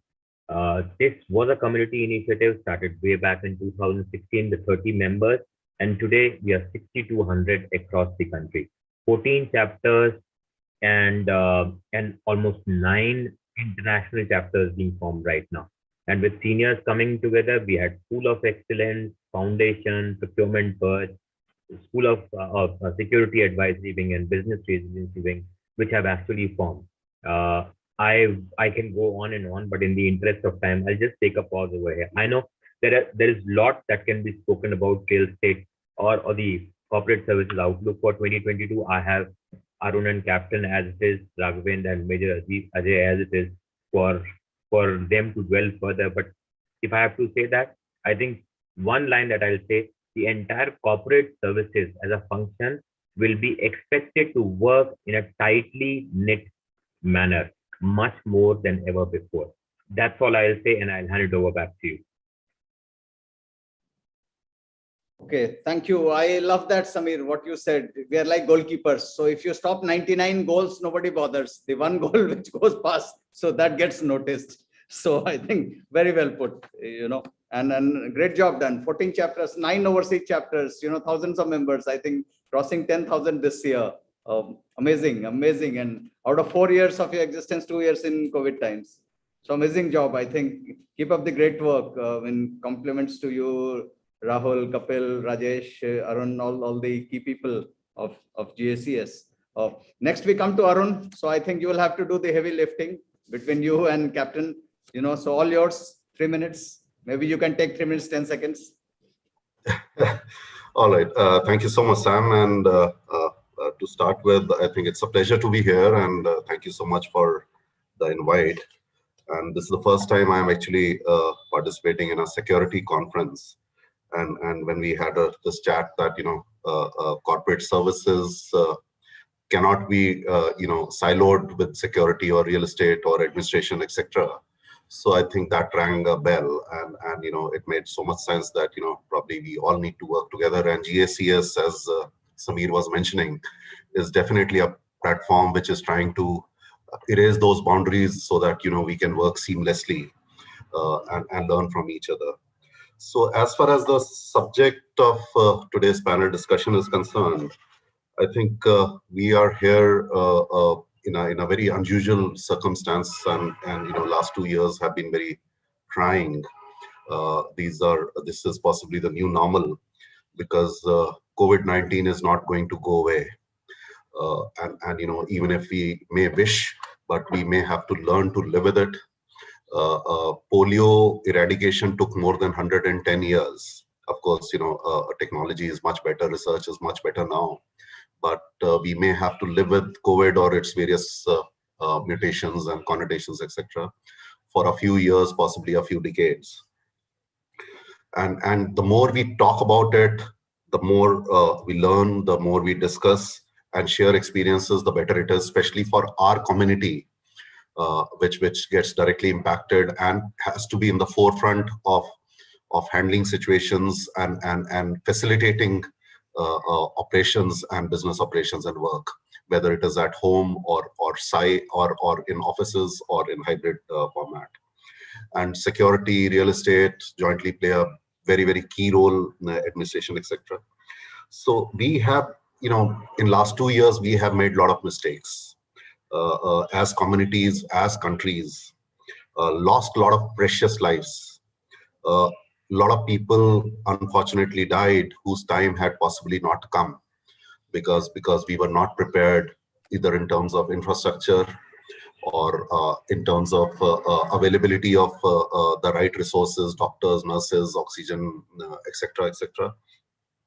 So a huge, damage, and we had to pay a huge penalty for not being ready, not being aware. And now the third wave is on us. So I think it's extremely important that we learn from what we didn't do right, and ensure that we are absolutely ready for the fourth and fifth and sixth wave whenever it comes. So lockdowns of business happened rather haphazardly, creating a lot of avoidable chaos, anxiety, and business losses. So the various governments behaved differently. There was panic all around. So and similar trend unfortunately flowed into corporates also. Organizations behaved very differently in different cities, different countries, etc., etc. So possibly we were not talking enough, and I'm so glad that we have created this platform, and platforms like GACS, where we are able to come together and discuss. I think some of the key areas would be improving medical infrastructure, improving R&D in medicines, bioservices, etc. And for our community especially, adapting and adopting better in our working environment and work lives. So with this, I end my closing remarks. Opening remarks, sorry. Yes. So thank you, Arun. That sets the stage very well for Captain to take on from there. And so Captain, your 3 minutes start now. You have a very wide experience. So from banking, you've been on the service provider side, MD of a company, you've led global deliveries, you've been IT, you've been in Army. So you come with a huge, very well diversified experience. So probably you can round off that discussion on the corporate real estate, FM and admin perspective, and probably a bit of this on security also, so that we are well set to get to the security experts. So all yours. Thank you so much, sir. And as a result, I'll just take 2 minutes. I think Arun has summarized it pretty well. And this is the reality. If you really look back 2 years, tough time, we have lost lives, a lot of damage. This is the reality. But I always start with the positive, and I say, like, the good results are only generated at the end of the day if we start our day with the good thoughts. And I think I always look at it a positive way. A lot of things have changed in the last 2 years. If you really ask me, last 4 months have changed everything for business, for leaders, for employees, suppliers, buyers, sellers. Everything has changed. But the best part is there's a lot of positivity also in that. And I think one thing is we all must realize that this is specific to corporate. The power has shifted. Now, power has gone from organization to people. Power has gone from profit to mutual prosperity. It's not me anymore, it's we. I think that's a very, very positive way to look at it, what we have seen in the last 2 years. I think very clear one theme which is coming out is treat employees as human beings. I think earlier we used to have the terminology of we have so many good resources, bad resources. Everything is gone. Everything has become people-centric. I think that's the most impactful thing which can ever happen. Discussion these days are more around human beings rather than work performance.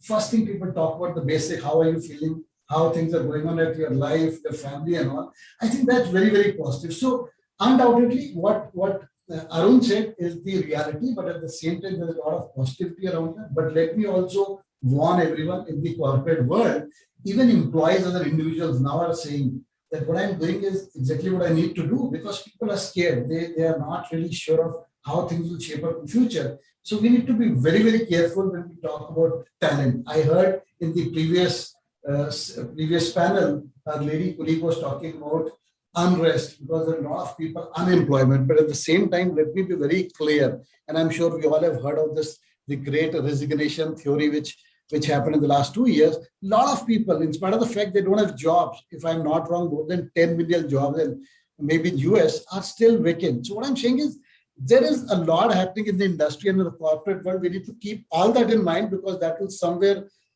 finally come back to the security or safety of our people. So I think very, very clearly, if you ask me, I think there is a lot of positivity and maybe next round I'll probably talk a little more on that. But definitely we need to make sure that we are more inventive in nature. We break down silos. Now people are working from home in silos, but still they need to be connected to the companies and to the people. I think that's the crux. So my 2 minutes are over. Back to you, sir. You will get more questions. So thank you for the positive note and people-centric approach and putting humans at the center. I know you've always put humans at the center wherever you have been leader. So good to kind of start with that thought. So we have had fascinating perspectives from corporate real estate leaders, Samir Saxena, Arun Khanna, and Rajesh. So now we move to the HSC because safety has become very important to the security and resiliency leaders. So first we will go with Raghav. You have a big play field, Asia Pacific, Japan, India. I mean, lots of different cultures, lots of different kind of challenges to deal with. So your opening remarks for 3 minutes. Yeah, thanks, Sam, and good morning, everybody. It's a privilege to be part of this panel. Thanks for providing this opportunity. So I would like to share some of the experiences that I have had in the last 2 years and what I think is going to be the partnership between primarily security and the real estate and how it's going to pan out. So the corporate services, as we call, which includes functions like security and the facilities of the real estate, these people have been the frontline warriors in the organizations during the ongoing pandemic. And they have braved it in the office while most others had the luxury of working from home. With the new variant surfacing regularly, the pandemic is far from over, as mentioned by a few other panelists as well. But our heroes will need to continue to hold fort for some more time till the things settle down before it becomes an endemic and it's no more a pandemic. I think there is a lot of expectation, as Samir and Arun just acknowledged, that these guys are the frontline warriors, and this is going to be a very, very important expectation from the organizations of these teams or functions to be able to be there when the others are not being able to coming into the office and hold the fort. And the one thing which I think was very critical for us as leaders managing these teams who had to brave it out in the office was their safety while they were working in the office. So one of the things that we did was focused training provided to these teams, how to safeguard themselves while at work. And it was very, very successful in preventing many COVID cases among the corporate services staff. And they were able to deliver some great work during the pandemic. And one of the things that we did as a basic courtesy was a welfare check of every staff, every security staff and the real estate staff on a daily basis, including we checked on their family members' welfare. And that turned out to be a huge, huge motivating factor. And it was acknowledged and appreciated by them during an all hands or multiple all hands sessions carried out in the last 2 years. So I think the ability of these teams to be able to go against the odds, be there when everyone else is not being able to be there in the office, and still do some fantastic work is really been mind-blowing. Last but not the least, during the pandemic, as most employees work from home, so these are the teams which require people to be in office to deliver their services. The regular KPIs and the SLAs were becoming irrelevant to an extent. But it was very, very heartening to see that the corporate services teams went way above and beyond the KPIs and SLAs and took upon themselves everything that was needed by the organizations to keep it afloat and also be productive at the same time.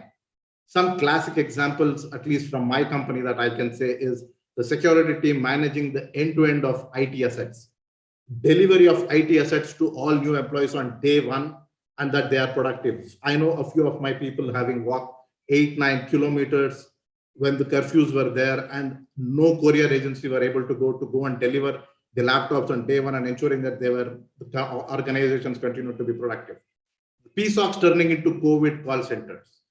And a lot of my security team members ending up doing technical support, server booting and rebooting, then laptop formatting and things like that.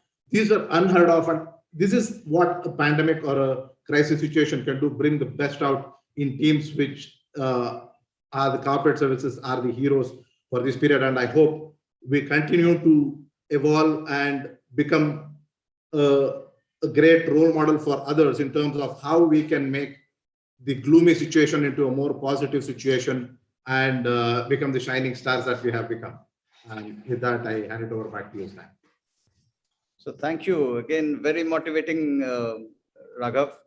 So what I could understand is that gap is narrowing, the silos are crumbling, the corporate services are coming together. When corporate real estate and corporate security, resiliency, HSC teams, HR teams work in tandem, then magic happens. So that is what I understood. So let's keep the positivity going. We'll go to Ajay Nair now. Ajay, your 3 minutes starts now. Thank you, sir. Happy to be a part of this panel. And I think a lot has been brought out by the esteemed panelists already. And I'd just like to add a couple of points on it. I think what I would like to bring out, and I think these are the key lessons that we have picked up in the last 2 years. I think managing risk and resilience for an organization today is no more a single function-led objective, but a planned and a coordinated approach at an enterprise level of the various function under corporate services umbrella in partnership with the business leaders. And I think this is something that has come out in this introductory discussion with all the panelists. Corporate services, though, have majorly remained in the background as an enabler to support and drive the core business objectives of the organization. I'm very sure that all of us will agree that in the last 2 years of the COVID-19 pandemic, the very success of managing this crisis has been the result of strong collaboration between the functions under the corporate services and a successful partnership with the business leaders, which actually resulted in a dynamic business continuity response at the enterprise level, which had the intricate ability to upscale or downscale as the situation on the ground demanded. One of the key changes that we have observed in the organization during this particular time is that business leaders across organizations have realized the intrinsic value of the partnership with the corporate services, resulting in corporate services being called on to partner in decision-making for strategic plans involving major change in risk dynamic for the enterprise. I think one of the examples that I see in my own organization is the perception has completely changed today. Corporate services, whether it is security, facility, RE, I think everybody is involved in any particular decision that has to be taken at the enterprise level. And I don't think this was the scene earlier. And I think it's a very positive change, right? As we move forward, emulating lessons learned from this pandemic of strong collaboration with corporate services for better delivery, I think we are seeing further blurring of lines of roles and responsibilities in this domain, as seen in the space of security between CSO and CISO in certain organizations. We are already observing leaders moving cross-functionally in this domain, bringing unified leadership to the services model and enabling the buildup of a responsible and trustworthy partnership between business leaders and corporate services. Two examples that I'd like to bring to the panel and to the people on board. I think in one of the organizations, Conning Incorporated, that I was working previously, The organization, when it invested into India, was very skeptic from the intellectual property standpoint. And though I was a core security professional, I was tasked to manage the InfoSec program for the country operations. I think across the globe in the organization, it was the first time. Same way, if you talk about blurring of lines, security domain within Corning itself was a very strong partner with the safety domain. The next question would be, how did it go? Right? Were you able to change? Were you able to bring in the right process and the right dynamics in both the domains? I think it really went off well, where India was considered as one of the most secure locations post a PwC audit. And the safety practices that were put into place got appreciated by the Director of Environmental Control. I think that itself, speaks volume about the kind of work that we can do if we start progressing towards other domains also. And I would lastly like to end this by stating that this will continue to be a trend that we see in the times to come. Thank you, sir. I'd like to hand it back to you. Thank you. Thank you, esteemed panelists. I think we are doing well on time. So we got the first one, on time. So we have time for questions. So Arun, let me go to you first. A little unconventional question, though. I mean, you are in a regional role, Asia Pacific role for a kind of a global role for a leading healthcare provider. So what additional thing do you do? I mean, where last 2 years has all been about health. So what do you do as leaders? We just wanted to understand. And any other thoughts which you have not covered, I come from enabling functions, so really don't understand much about the core function of this company.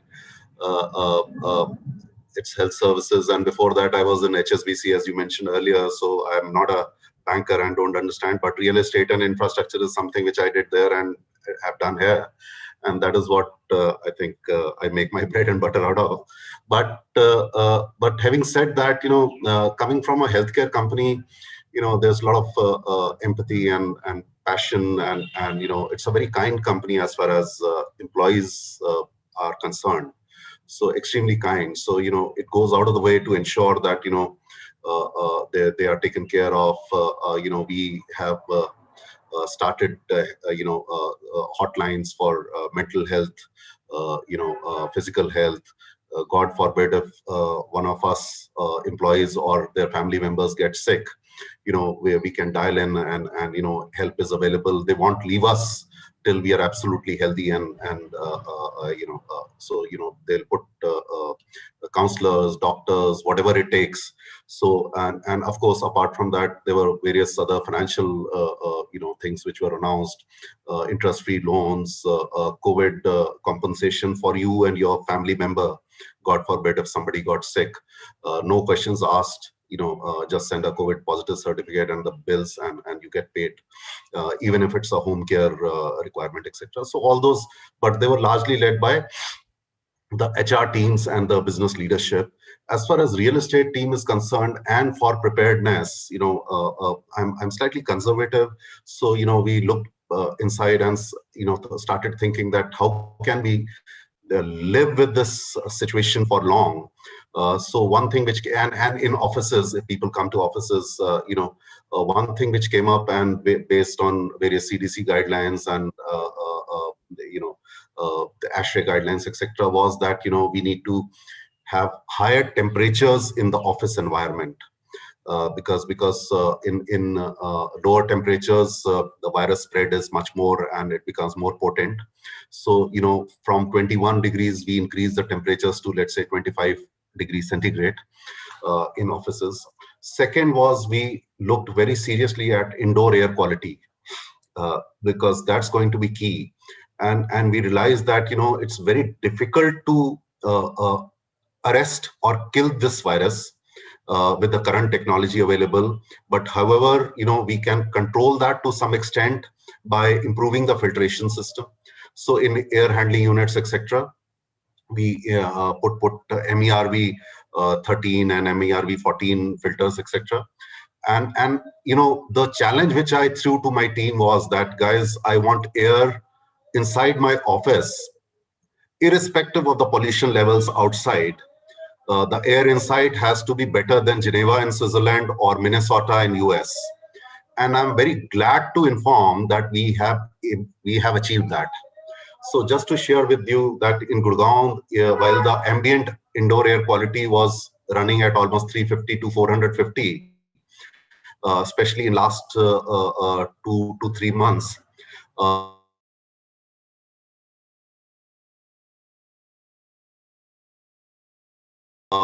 we are in turn between 25 standard as far as pollutants is concerned, and that helps indirectly in controlling the microorganisms, etc. also.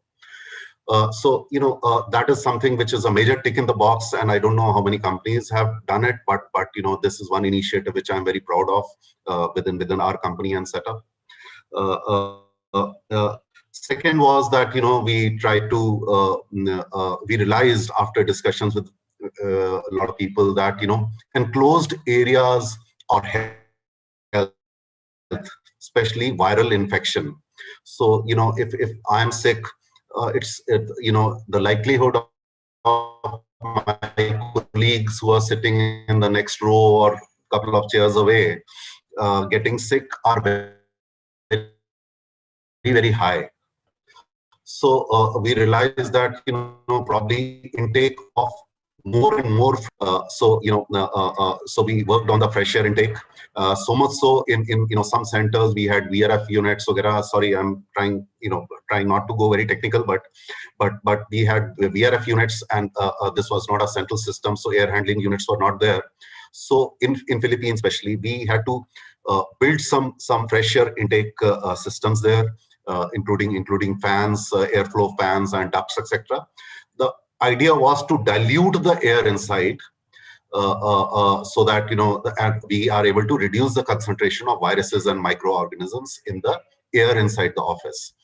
This is in preparedness for the return to office. Whenever we are, our colleagues decide to come to office, the message to them is, guys, office environment and air quality is better than most definitely the external air, the ambient air, and even better than your home, air inside your homes. So it is better and healthier to be in office rather than to be in your homes. So that is the theme which we took upon ourselves. And of course, we took this time off or lean period to do a lot of maintenance works and ensure that we are really able to refresh and upgrade our offices. Including introduction of a lot of biophilia, because there are a lot of trees and shrubs and plants which help in improving the oxygen levels by taking out the carbon dioxide in the system, and they can grow internally in enclosed environment, etc. So those are the areas where we worked on. Vaccination camps have been conducted free of cost for employees and their families. So if that's some bit of information, we can go on and on.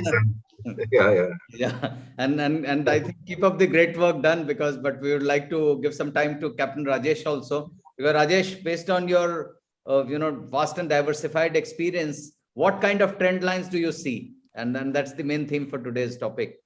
Absolutely, sir. Thank you so much. I'll continue with my theme of positivity today. So I have come up with a new formula, which is Lucky 7. And I'll quickly explain what is this Lucky 7. So I think there are 7 areas which we need to be really, really careful in 2022 and going forward when we talk about the corporate world or the industry as such. And I think just for the sake of everyone's understanding, normally people say lectures are often forgotten. I don't want this to be like a lecture. So they say teachings still remain for lifelong. So I have used an abbreviation. I call it AIR, SIS, and at the end it's V. So AIR stands for air, what Arun was talking about. Air becomes a very, very important aspect. Doctor also says the hawa pani change karo. So air comes from that hawa. And SIS, the second part of abbreviation is, normally we say, for every successful man, there is a female behind. It's generally your mother or your sister. Ma bahan bolte hai na. So that bahan wala sister is SIS. And finally, at the end of the day, we need to be victorious. So AIR, SIS, V. Just keep that in mind, guys. And I'm telling you, I've done a lot of research around this, and that's why I come. with this concept of AIR, SISV. A stands for accountability. Gone are the days you need to start trusting your people, working from home. This concept will continue. So you need to start trusting people, because somebody is at home and probably just wearing a tie with a coat and a shirt and below wearing a short does not make any difference to me. Colonel Sam, I'm not referring to you, you're smiling, but I'm generally saying people have that. So we need to have trust. Believe me, otherwise we'll not be there. I think the AIR, the I stand for individuality. Gone are the days when experience are going to be personal experiences. Forget about what your company is doing as a infrastructure. That's important. But now it's about individual experience. So the I stands for individuality. R is very important, which is reinvention. Guys, unfortunately, whether it was forced, it was extreme, reactive, we all reinvented in the last 2 years. But now going forward, this is going to be something which is a planned reinvention. So we need to reinvent things if we need to be successful in our business. So I think AIR is accountability, individuality, and reinvention. Then the SIS stands for, the first S is scarcity of right talent. And I've been saying this with so much of data point, guys, and believe you me, it looks like that people will be out of job, but at the same time, there is a percentage of people, they don't want jobs. They are saying this is not what we want in life. So there is going to be scarcity of right talent in the industry. So we need to be very, very careful. To attract talent, we need to look at rewarding them. It's not only compensation, other benefits, learning development, succession planning, whatever, but we need to be careful. The I stands is for inclusivity. Like I said, unleashing of power is going to be the game. You can't have now the management of the top people or the powerful people taking decisions. This has to be given to every employee as a right, and that's the power. And the another S stands for sustainability. We have spoken a lot throughout our lives about sustainability. What we have done nothing. So we need to walk the talk. So we need to do a lot in sustainability. So AIR, SIS, finally at the end, we need to be victorious, which is V stands for vitality, which is we need to look at employees' well-being. And it's not physical, mental well-being, it's overall well-being of employees. So AIR, SIS, V, I think that's going to be the lucky 7 mantra for people for 2022 and going forward if we need to be successful. So I am done, sir. Thank you. Thank you, Rajesh. I was just typing the lucky 7. So let me just punch it, so I just typed it in for benefit of everyone. Don't want to miss it. So thank you very much. I think every time you give us some new mantra, today we got a lot of mantra from Arun also and a lot of things. So next time when I'm in Gurgaon, I'm definitely visiting Minnesota and Switzerland in Gurgaon. So, and in Mumbai, we'll take some more pulse of wisdom from you. Raghav, now some serious question on intelligence and security. We are in a world with so much information and much of it is contradictory and misleading. And it's so easy to get lost and kind of, completely defocused. So smart business and risk leaders like you, I know they look beyond the horizon. They look around the corners. They try to foresee and mitigate risks. They try to provide business insights and they try to shape decision making. You are someone I know who uses technology, intelligence and command center very innovatively to support your business. So do you see, this is a question close to my heart and this question is from me. Do you see a trend of global command centers coming to India? And how does collaborating with good intel and command center or security service providers, does it help your cause really? So 2 questions for you. Thanks. That's a great question, Sam. Thank you. And I think that's something which is close to my heart as well. As you know, the global command centers operate as the hub of the physical security operations. Today, every company, if they have to be successful, they need to have whatever it may call the physical security operations center, global command center, crisis, anything that you want. But a global command center is a definite part of the overall physical security program for an organization to be successful in. And you have rightly mentioned, they have to deal with a whole lot of information and much of it is contradictory and misleading.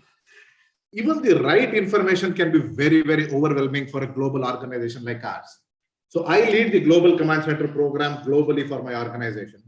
And I see that in addition to the pandemic, there are many other natural and man-made disasters happening almost every day in some part of the globe in a city where we have operations. So we have operations in more than 100 plus cities globally, and we have something or the other happening all the place, all the time.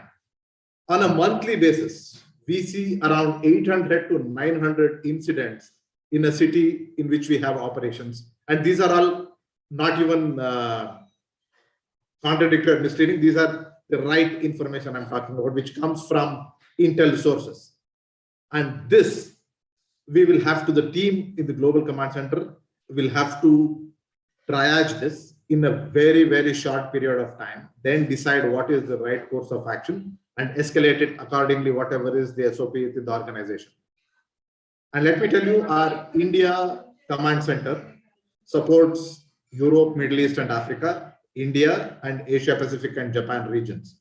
So I think our India Command Center is probably half of the globe.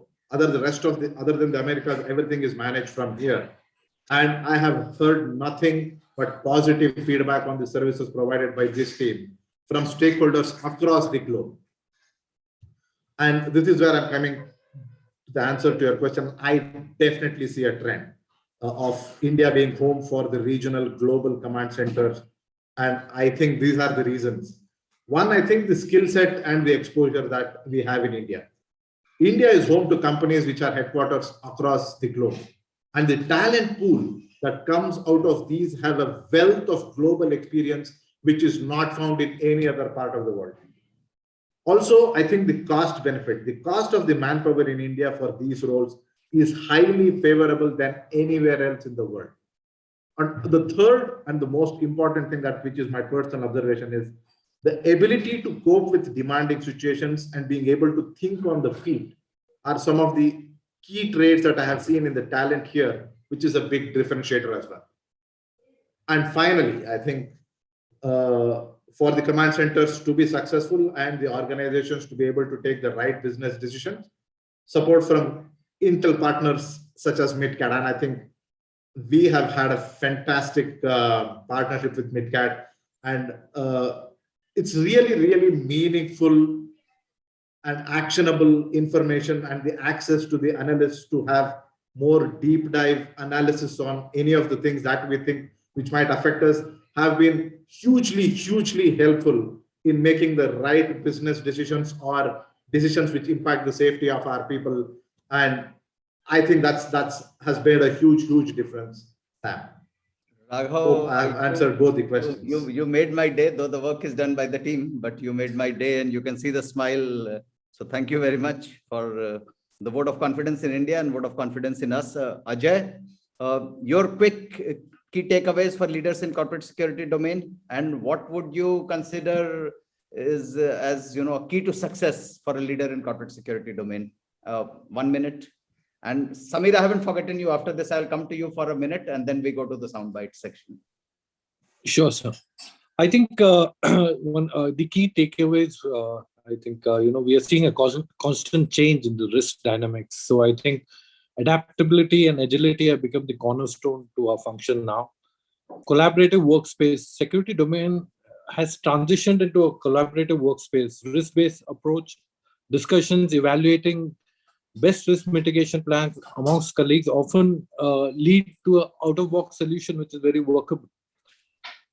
Technology is an enabler for us, but what I would advise all the people on the call is our people are the quintessential factor driving the function, value them and recognize them.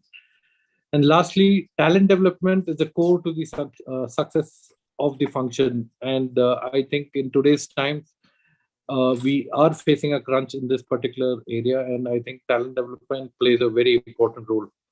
Coming on to the second question in terms of what I would consider as a success as a leader in this particular domain, I think it is difficult, but not impossible. But this is what I'd like to bring to the table. If we as leaders are able to develop our teams to transition to decision-making driven by risk-based approach and data across the last resource on the ground, I think that would be a success for a leader in this particular function. And thank you. I know Radhika would be looking at the watch because her watch and my watch are synchronized.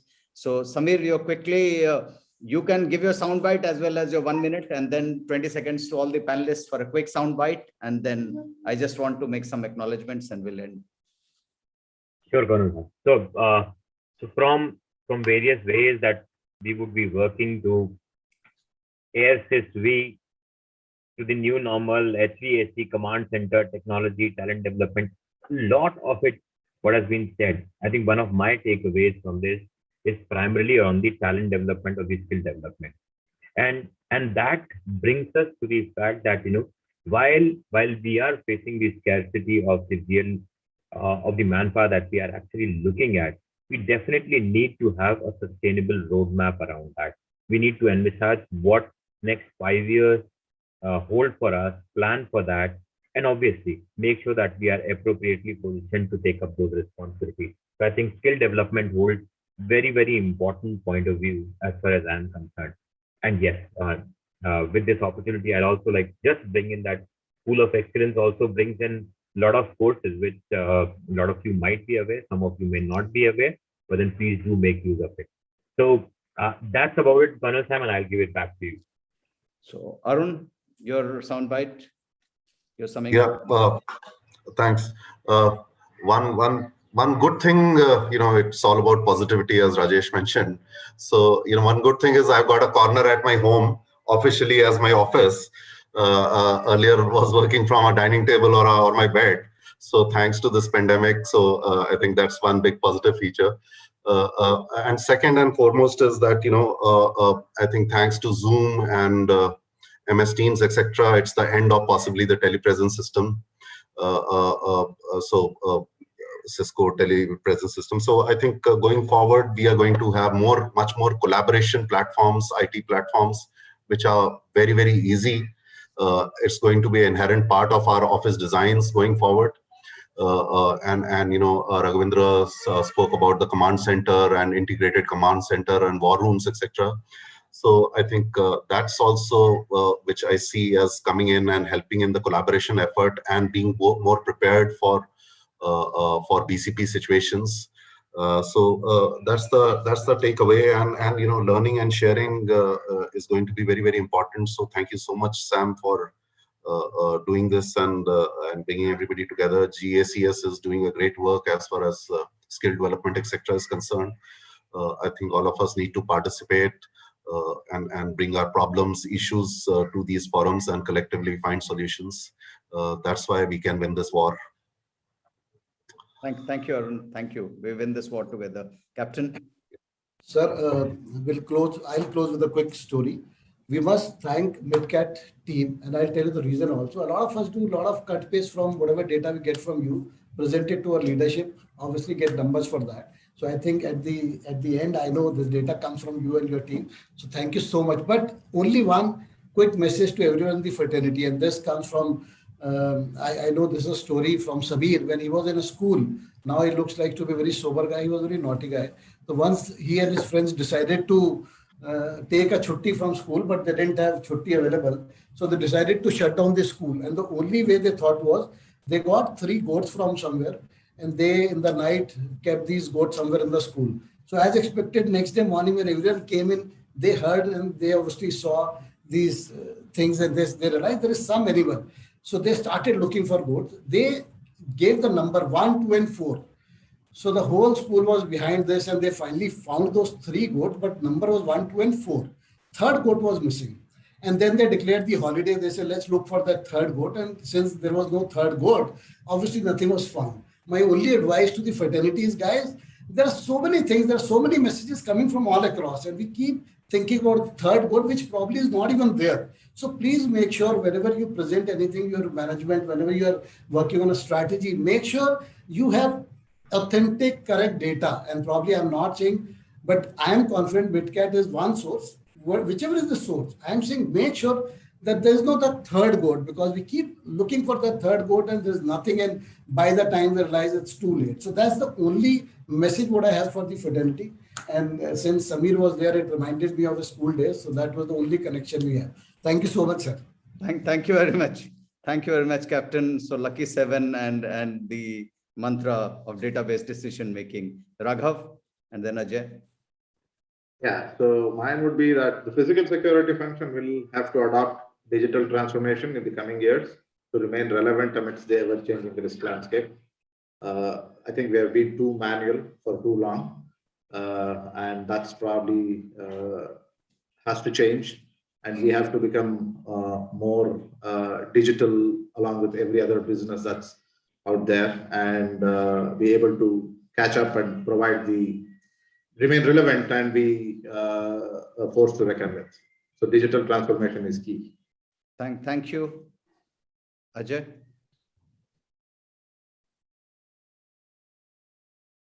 You're on mute if you're speaking, Ajay. Ajay, you're on mute. Can't hear. Sorry. I think in the last 2 years, though, which have been tough for us, but we have developed a very strong partnership with business across the organization and the leaders there. And I think we should continue this particular trend and try and support. There are a lot of challenges which will come in the years to come, but I think we are all geared up, and with the right kind of talent in this particular space, I think corporate services will be able to deliver the required stuff to the organization. So thank you, sir. Thank you, Ajay. Radhika, I will take 1.5 minutes total. Okay. Sure, sir. No worries. Thank you. So we have had, ladies and gentlemen, we have had a most fascinating discussion, of corporate real estate and corporate security professionals, right from Samir Saxena setting up, the context with what is corporate services and GSES and the opportunities for young professionals to grow and groom with mentors like those present on the stage, to very passionate articulation by Arun, and the key message, together we win, to the lucky 7 by Captain Rajesh, and need for database decision making and not finding the third goat, to Raghavend's message of digital transformations, to Ajay's what constitutes success. I think we covered a lot of ground. So I personally learned a lot. So big thank you to the 325 people who are still there.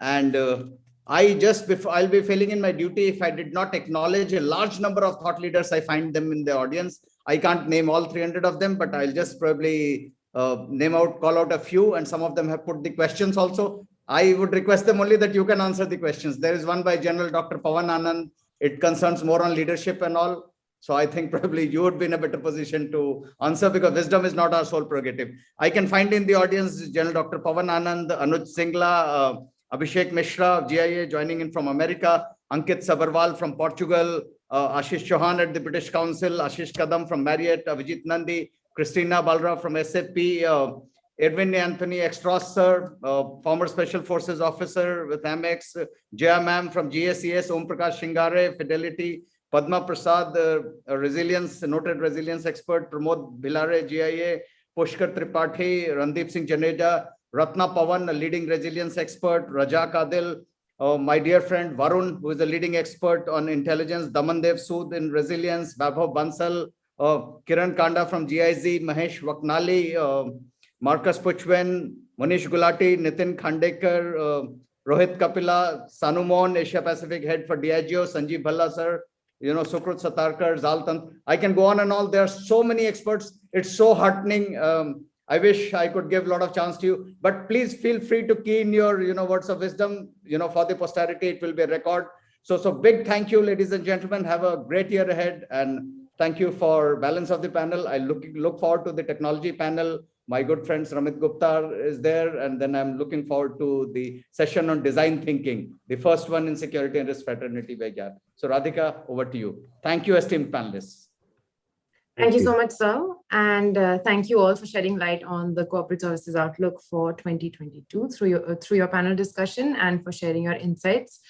We now move on to our second keynote address on design thinking in security and risk by Mr. Gyanendra Kumar, who is the head of HR, CBO, sales and solutions within Tata Consultancy Services. He is a seasoned HR professional who is passionate about all dimensions of talent management. He has headed functions like leadership management, sales leadership capability building, promotions management, career progression, and succession planning in TCS. The Sales Leadership Capability Building Initiative driven by him was awarded Branded Hall Gold in 2015. He's a design thinking practitioner for the organization, an executive performance coach certified from ICF, and a keen yoga student. His passion is to help people realize their potential using design approach, coaching skills, and yoga. It's an honor to have you here, sir. Over to you for your keynote address.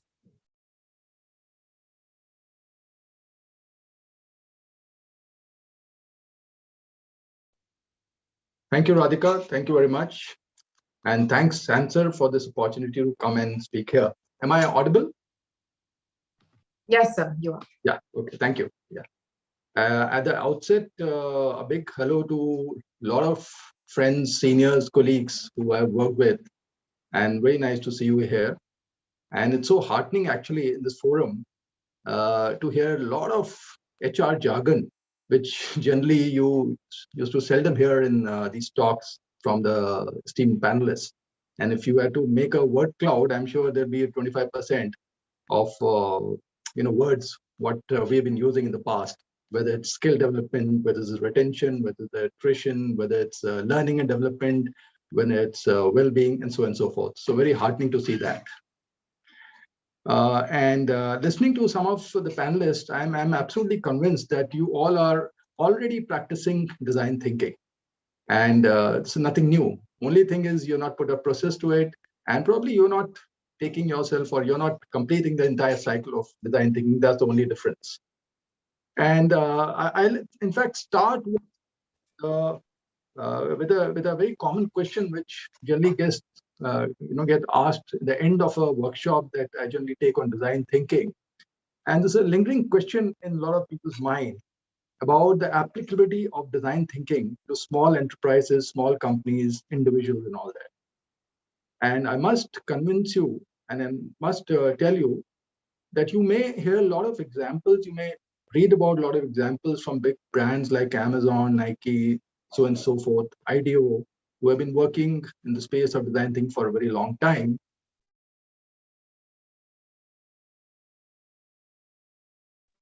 Smaller enterprises is equally important. So if you distill the design thinking constituents into toolkits, mindset, and skill set, you'll see the entire you'll see the entire applicability in problem solving of design thinking in whatever you're doing. So whether it's empathy, whether it's discovering the unstated needs, whether it's quick prototyping, whether it's validating your hypothesis before scaling, everything can actually be applied in design. A lot of problem-solving tools that you've been working with, or you may have heard of, whether it's linear thinking, lean thinking, critical thinking, whatever else. So design thinking borrows some elements from these and adds features like empathy, prototyping, iteration into its given framework, which you would have heard, the 4D framework of discover, define, develop, and then deliver. So before jumping into any design thinking problem, what is very important is we are sure that the problem we are trying to address is really a design thinking problem. So if you look at matrix of problems and solution and put them into two categories of known problem, known solution, known problem, known unknown problem, known solution, unknown solution, you will see that design thinking falls in the space of unknown problem and unknown solution. And that is the extreme right quadrant. And that is the space where actually the exploration happens. And why it is unknown, both in terms of problem and solution, is because of multiple stakeholders, humans involved, reoccurrences of incidents, failed attempts, a lot of collateral damages happening when you're creating solutions, and high degree of complexity. And this is the space where a lot of exploration is required. And design thinking helps you to take you through the process and unpeel the problem step by step. And why exploration is so critical is that it helps an organization, individual, to really anticipate better. Now, if you look back at 9/11, and 9/11 actually was a watershed year for security, especially the aviation industry, how the entire mechanism of security changed. And incidentally, what 9/11 did to security, COVID-19 is doing to work from home today, right? And if you actually dig a little deeper and try to see the trends, you will notice that a lot of this was not really surprise or unknown actually. if you closely observe the behaviors after 9/11, which were sustained or which were transformed, or some behavior which totally collapsed, you'll see what followed after that. Whether it is reporting to airport, say 2 or 3 hours before time, whether it is about taking your laptops and cable wires before the security, or whether it's your inability to take a coffee mug in an aircraft after check-in. All this changed because the behaviors changed. And similar thing you're seeing today after COVID-19 or during COVID-19 in trends of work from home as well. If you in fact look around companies and see the attrition trend that is happening, something new has come up. That is, about 24% of the people in the space who are quitting and leaving or want to join your company are asking for a better work-life balance. And this used to be at the lower end of the pyramid earlier, but now people are prioritizing this right on the top. And that is a kind of changing behaviors that you see. And in the coming days, you'll see how these behaviors, which are sustained or getting transformed, will reshape the way we work and the way we do things. Now, just to get you in this mold of design thinking, let me give you an example so that you understand the scope and extent of how design thinking works and how and what all it can really achieve. So this is a quick example of a place called King's Cross in Sydney. King's Cross is known for two things: vivid nightlife and alcohol-fueled violence. Now imagine a place for those of you who are from Delhi, something like 10 times of horse cars or Cyber City, something like that. A place with very narrow lanes, building on both sides, occupied with pubs, discotheques, eating joints, an extremely crowded place, crisscrossing lanes, joined by two main axes, and very upbeat kind of a place with high rentals, and place seeing a footfall of close to about 10 to 20,000 people during the weekends, especially youngsters. But the place absolutely infamous for frightening incidents like brawls, stabbing, and always in headline. So what the government did was basically they enforced a lot of liquor laws, they increased policing, patrolling, tightening of regulations, a lot of things happened, but with limited success. Limited success and at a high cost. Cost like incidents didn't stop, infrequent incidents were happening. The revelers and party goers were being treated, or they felt like criminals in that area. The property value, the rentals going down, businesses closing from that area and shifting elsewhere, and sort of place of desire changing into place of avoidance, which is not a good situation to have. That is when design thinking consultants were called in to examine the problem. So two things design thinkers realized immediately once they landed up there. They said, first, this is a very good design thinking problem which should be addressed. And they were very clear that they're not going to find a solution to a problem. They are focusing on solution to this entire setup.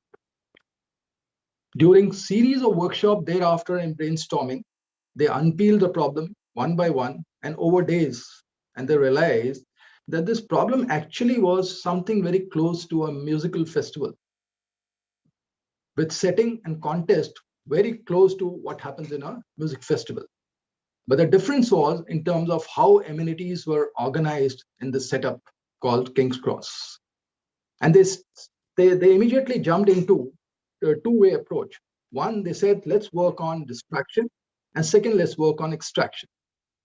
Now, imagine a group of youngsters in a pub, intoxicated, moving out of the pub at the same time, and just crowding the congested footpaths, all landing at the same time. Imagine people coming out of a pub, dimly lit pub, with a very happy environment inside, with into area where suddenly everything is so lit. Your eyes are sparkled and you feel out of place. from a fun environment to a place where you don't even have a good place to sit, walk around, and really, mellow down, something called as unconscious sobering. And design thinkers said, let us work on a way how we can bring in the element of gradual unconscious sobering for these youngsters who are just stepping out of pubs. So obviously the lights were softened, toilets were created, main access was closed for the times whenever the activity level was very high, so that the congestion from footpath could move there. And food stalls were put there so that people could be diverted, people could eat something there. Street performers were put so that there was a gradual transition from a extremely happy kind of environment to, slightly a lower version of that. All that was done to distract people and gradually get them into the sobering. And then was the part of extraction. So what used to happen was the peak influx in this area was generally at about 1 a.m. in the night. And after 1 hour, the public transport used to stop. And the only source of going back home was basically queuing up for expensive taxis around. And that, and with waiting of hour and a half, that immediately caused a lot of frustration, anxiety, and that was a basic trigger where everything started happening. And with the entire setup changed, public transport increased, toilets put, volunteer guides to guide people, charging stations, and the entire setup changed, the entire safe space initiative put into the place. In 6 months' time, this King's Cross was back to where it was supposed to be. It became a most desirable place for youngsters to be, and the number of crime incidents reduced, and the property values came back, and pubs were how they are supposed to be, and people were back into where they should be. Now, if you just delayer the things that design thinkers did in this context, and see how the problem was restated, how they delayered the entire complex problem step by step. They redefined the problem, and they kept the empathy at the core, absolutely in the center. Not only working for the user, but working along with the user to find solutions which are relevant to them. And also see how the branding of a problem, what is called alcohol-fueled violence, could have actually closed a lot of doors which design thinkers were able to open and review. So there are many, many such interesting stories how design thinking steps in and relooks at the entire context and helps you to reframe your problem and move on to solution. And if you look at the history of design thinking, actually, design thinking is actually as old as Six Sigma. And in fact, this is what Six Sigma is to TQM, design thinking is to innovation. However, if you see the adoption of design thinking is much lower. Many big and small companies who practice design thinking struggle to realize the real value of design. But those who get it right and who stick with it, they outperform the index by anything close to 200, 210%. And if you study these companies who do it well, you'll see a couple of things that they really do well. Is one that for them, design is more than a department, in the sense they make sure that they don't create a separate department, they don't create silos, they sprinkle design thinker consultants across the organization so that they can influence the DNA of the organization in a very gradual manner. Also, what they do is they don't look at design as a phase. For them, design is a continuous process. They continuously, quantitatively and qualitatively analyze the data to iterate and use tools like, say, co-joint analysis, which will give you inter-se preferences or the changing preferences of people during different times. And they iterate and bring back and refine the solutions. Also, what they do is they don't look at design as a mere feeling. For them, the design strength is a C-suite level matrix which needs to be monitored and which needs to be focused on, just like cost, quality, safety, and everything else. If you have time, you must read an example of Disney. In fact, when the customer satisfaction for Disney was going down in a big way, how they revamped the entire magic in their Disney place, using Magic Band. You know how CFTs are involved, how garages are open in the Disney park, which work like ideation labs. And how they bounce back in a matter of a year is really worthy reading. So 50 years, design thinking and practice, adoption low. People are practicing, but they are not really going through the complete cycle of design thinking. They're not sticking with the entire cycle end to end, and that's why they see limited results. But if you want to try and feel that you don't have the wherewithal, or you don't have that whatever infrastructure to really get into it and experiment, you must definitely do two things. One is bring in this element of empathy, and bring in this element of defining a problem into your institution, and try and see how you can challenge the assumptions that you have about security, and what you can come out of it. I can assure you, out of 10 attempts, 2 attempts, you will see that obvious will be obvious. You will feel that, yes, I already knew the solution. But 8 out of 10 times, what you'll see is something new will emerge, which will give you an insight and lead you towards a most sustainable solution, rather than only looking at problem which gets solved. So I will very strongly urge you to experiment with this. And why? And see, what is happening is, maybe last 20, 30 years, things were not so relevant. But today, design thinking is becoming extremely, extremely relevant and useful. The pace of digital adoption and the desire for experience is pushing the businesses to reinvent themselves very quickly, as Captain Rajesh was mentioning himself. You already know the numbers in terms of how about 50% of the companies in S&P 500 gets replaced or churned every 10 years. Or how 6 out of 10 companies who are in innovation super block gets churned every 10 years. And that is happening if you are not close to your user and you don't address the real problem, rather than being only reactive.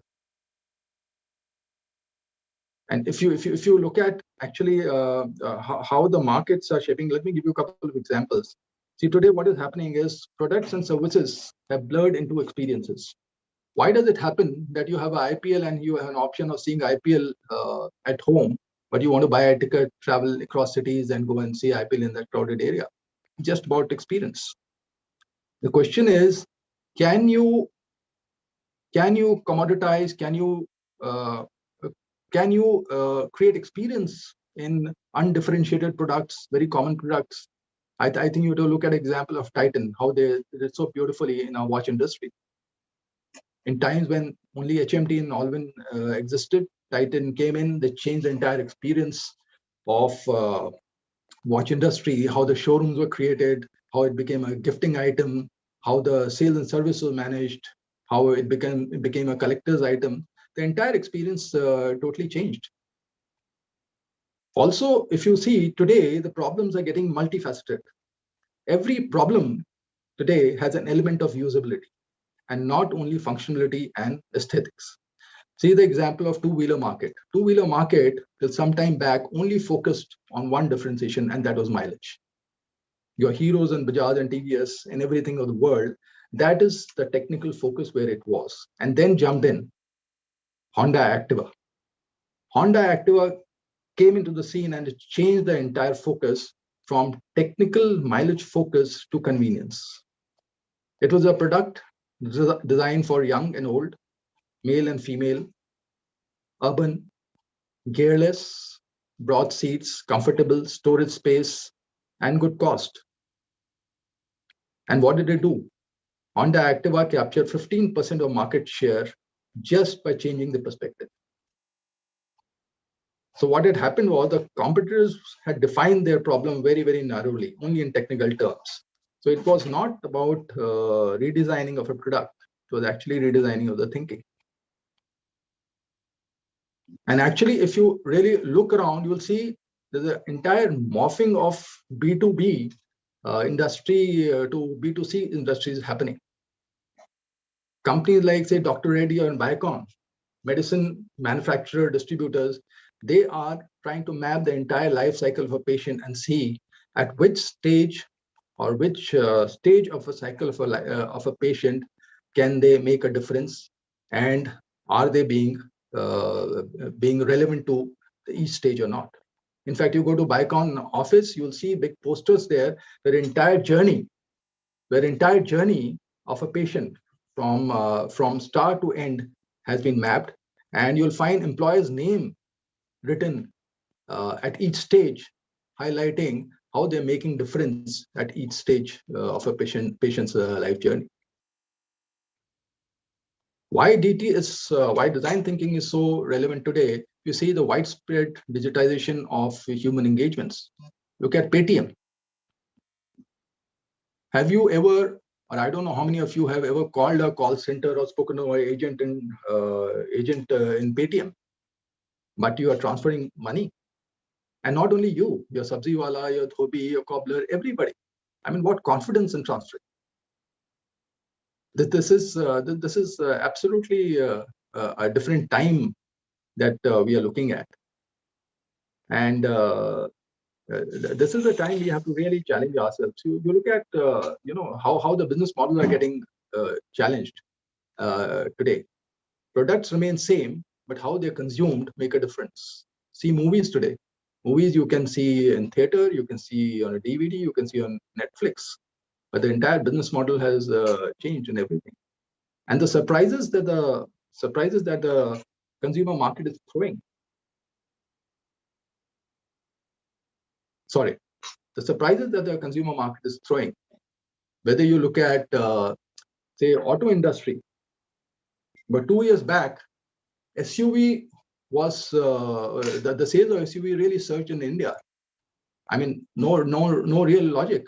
Infrastructure limited, not best of usability in urban environment, high mileage, high cost, but it surged because the customer preferences just shifted. Similarly, if you see the trend of more men donning beard, unlike before, as a style statement. And what did it do? It really challenged the monopoly of Gillette, 120 years old company, with a drawdown of almost 8 billion in a year. And also addition of 200 male grooming products in the market. Now, what does it say? It says that we have to be extremely nimble, iterative, very close to the ground, and use design thinking in a very effective manner and progressively. It is not a one-time event, so that you understand where the trends are shifting, where the trends are moving, and you are there before the market really pushes you to be there. So such developments really indicate our traditional approach of understanding market forces. Changing customer preferences are reactive at best, and that needs to be really re-looked at. Jan, we can go on and on, but I think we'll have to sum up. And other than that, there are so many questions for you, so you'll have to probably take those also. And probably I think direct. Let me go to that, sir, because you're right. I mean, there's so many examples we can give. But yes, last thought that I'll leave you with is design thinking principle fits very naturally in the space of security. You all are security experts, so I really don't want to touch. I was just trying to give you a canvas and a primer to nudge you to focus on solution-based thinking in terms of problems that you're looking at. And if you look around, since in security space, if you see user in the center, and 90% of the errors which happen because of human neglect, and this is the best place to try design thinking and take your ventures through the process. Don't tire midway and not really get the value out of design that you need to. And this is a long subject wherein you have to get from here to workshops and get to the threads of this and really deploy this to get maximum out of this. So that is it from my side. Thank you, Samson. I'm open to questions, please. Just one question was there on design thinking. What is the difference between design thinking and agile thinking? And there are many other questions. So maybe you can go there and type it, because Radhika is already kind of looking at her clock again and again, and the other panelists are waiting. Sure. I'll type Radhika, that. all yours. So maybe you can take over. Sure, sir. Yes. Thank you for that keynote address, sir. And I know there are several questions for you. If you can take them, you can write them down. You'll see them in the Q&A box. So there are several questions for you there. But we will have to move on to our next panel discussion, which is on Technology Risks Outlook 2022. The panel discussion will be moderated by Mr. Sandeep Sinha, who is the Director of Risk Consulting and Managed Services Integrity Risk at MitKat. He comes with a wide experience of strategic and tactical planning, operations and maritime security in high-risk environments in India and abroad. He was formerly an Indian Navy submarine commanding officer and now heads the Risk Consulting and Managed Services Integrity Risk verticals of MitKat. He has provided stellar thought leadership and services to a large number of global organizations in India and overseas, and he's here with us today, along with his panel of esteemed speakers, to speak about technology risks for the coming year. So over to you, Sandeep, sir.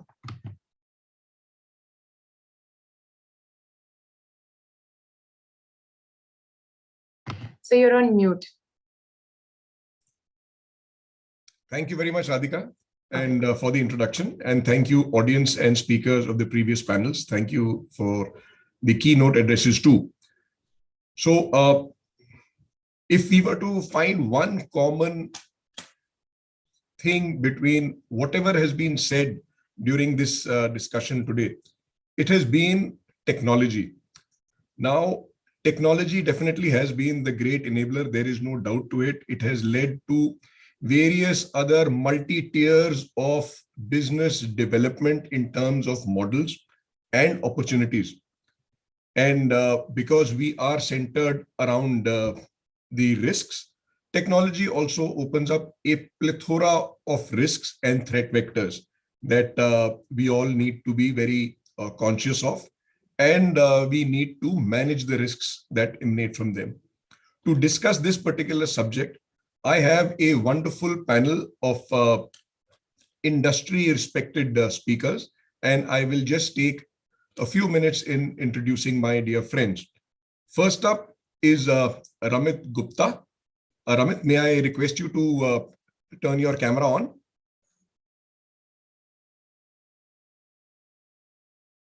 Hi. So Ramit has got an experience of more than 20 years. He is currently a partner with the IBM, and he heads the service line of cognitive process services. He is a specialist in strategy and transformation and has helped a number of large industrial houses and manufacturing companies digitally reinvent themselves, thereby unlocking and creating more value for the stakeholders. So Ramit is a prolific speaker and is often seen sharing his views in seminars and events. So once more, welcome Ramit, and thank you for being here. I will next introduce another respected industry friend, Ratnakar Bade. He heads the security and business continuity planning for a large e-commerce company named Flipkart that is a household name now.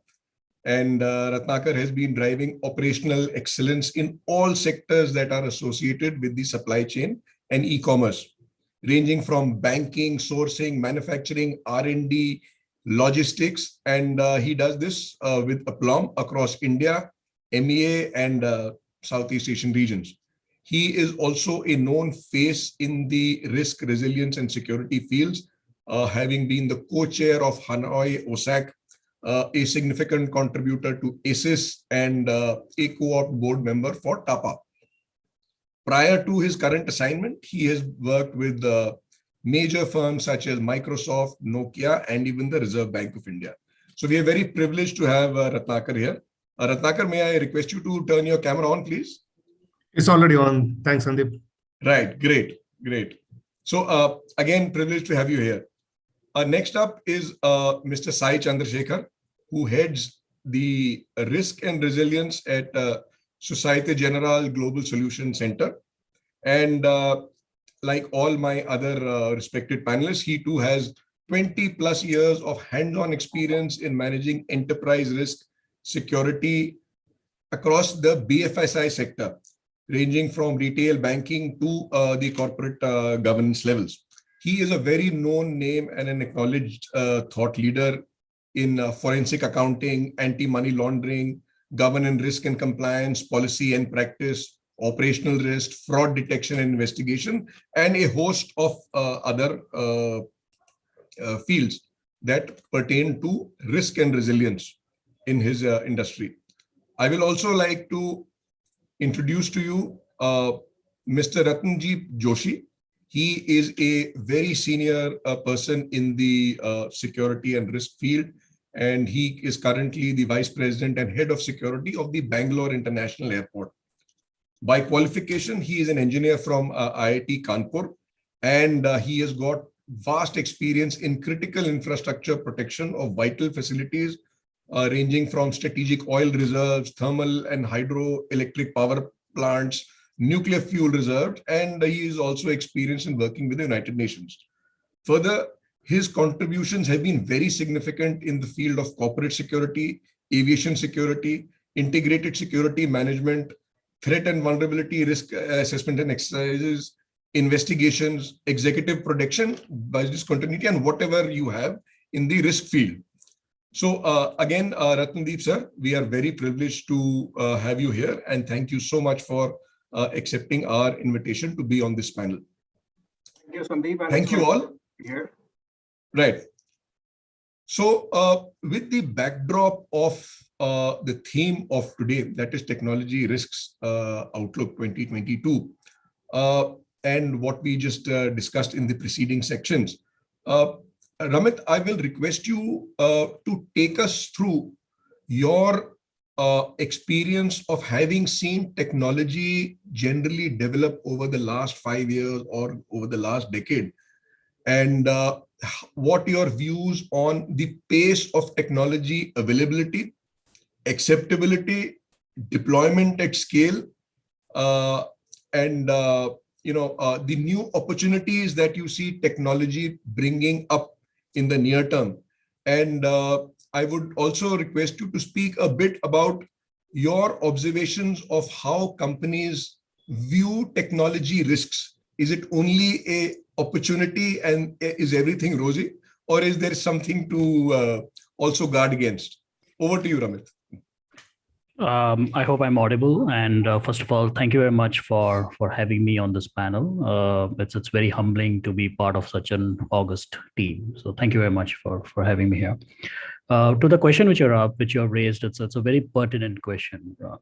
In fact, when I look back, when we talk about 5 years, 10 years, suddenly it sounds very long, right? But I just want to bring to everybody's attention, while I'm sure everybody knows this. The first iPhone was launched in 2007, okay, and the Android was launched in November 2007, right? So in the span of last 14 years, the kind of innovation and changes we've seen is simply mind-boggling, right? I mean, it almost sounds a few generations of change which we have seen.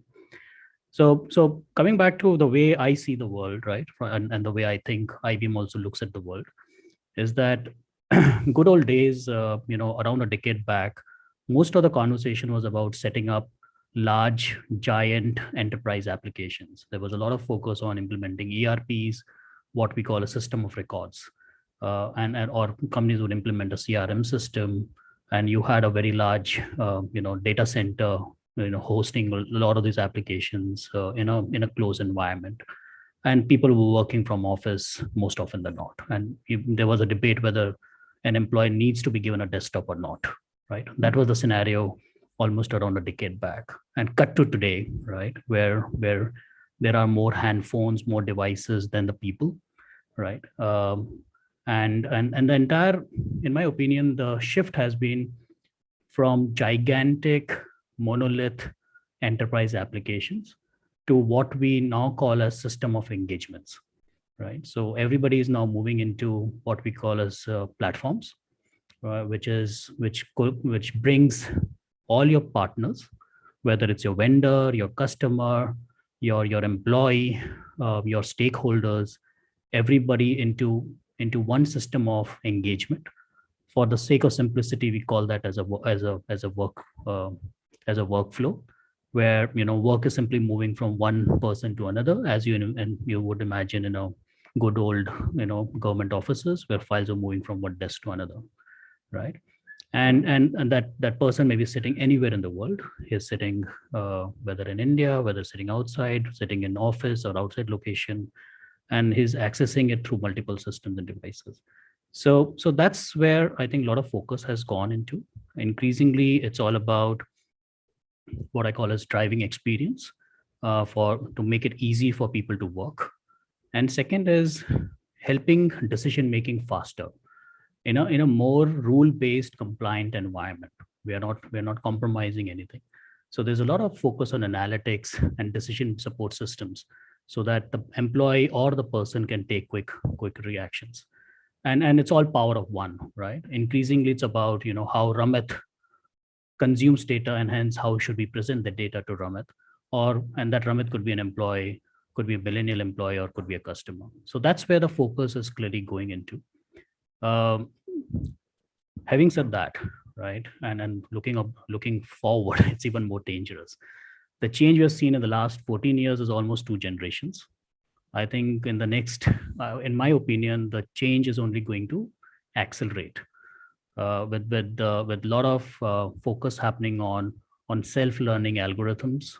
With 5G just around the corner, with a lot of companies already beginning to do a lot of pilots, and a lot of availability of technology stack, right? I mean, you don't necessarily need to invest into gigantic data centers, etc. Most of it is available on cloud, available software as a service, with really good quality security posture, right? Which can be contextualized to your environment.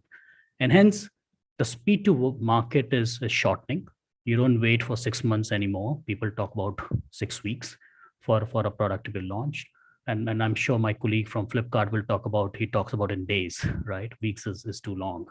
So it's getting faster, it's getting more challenging, and hence, clearly, we are yet to see the way the world is going to be in the next, decade.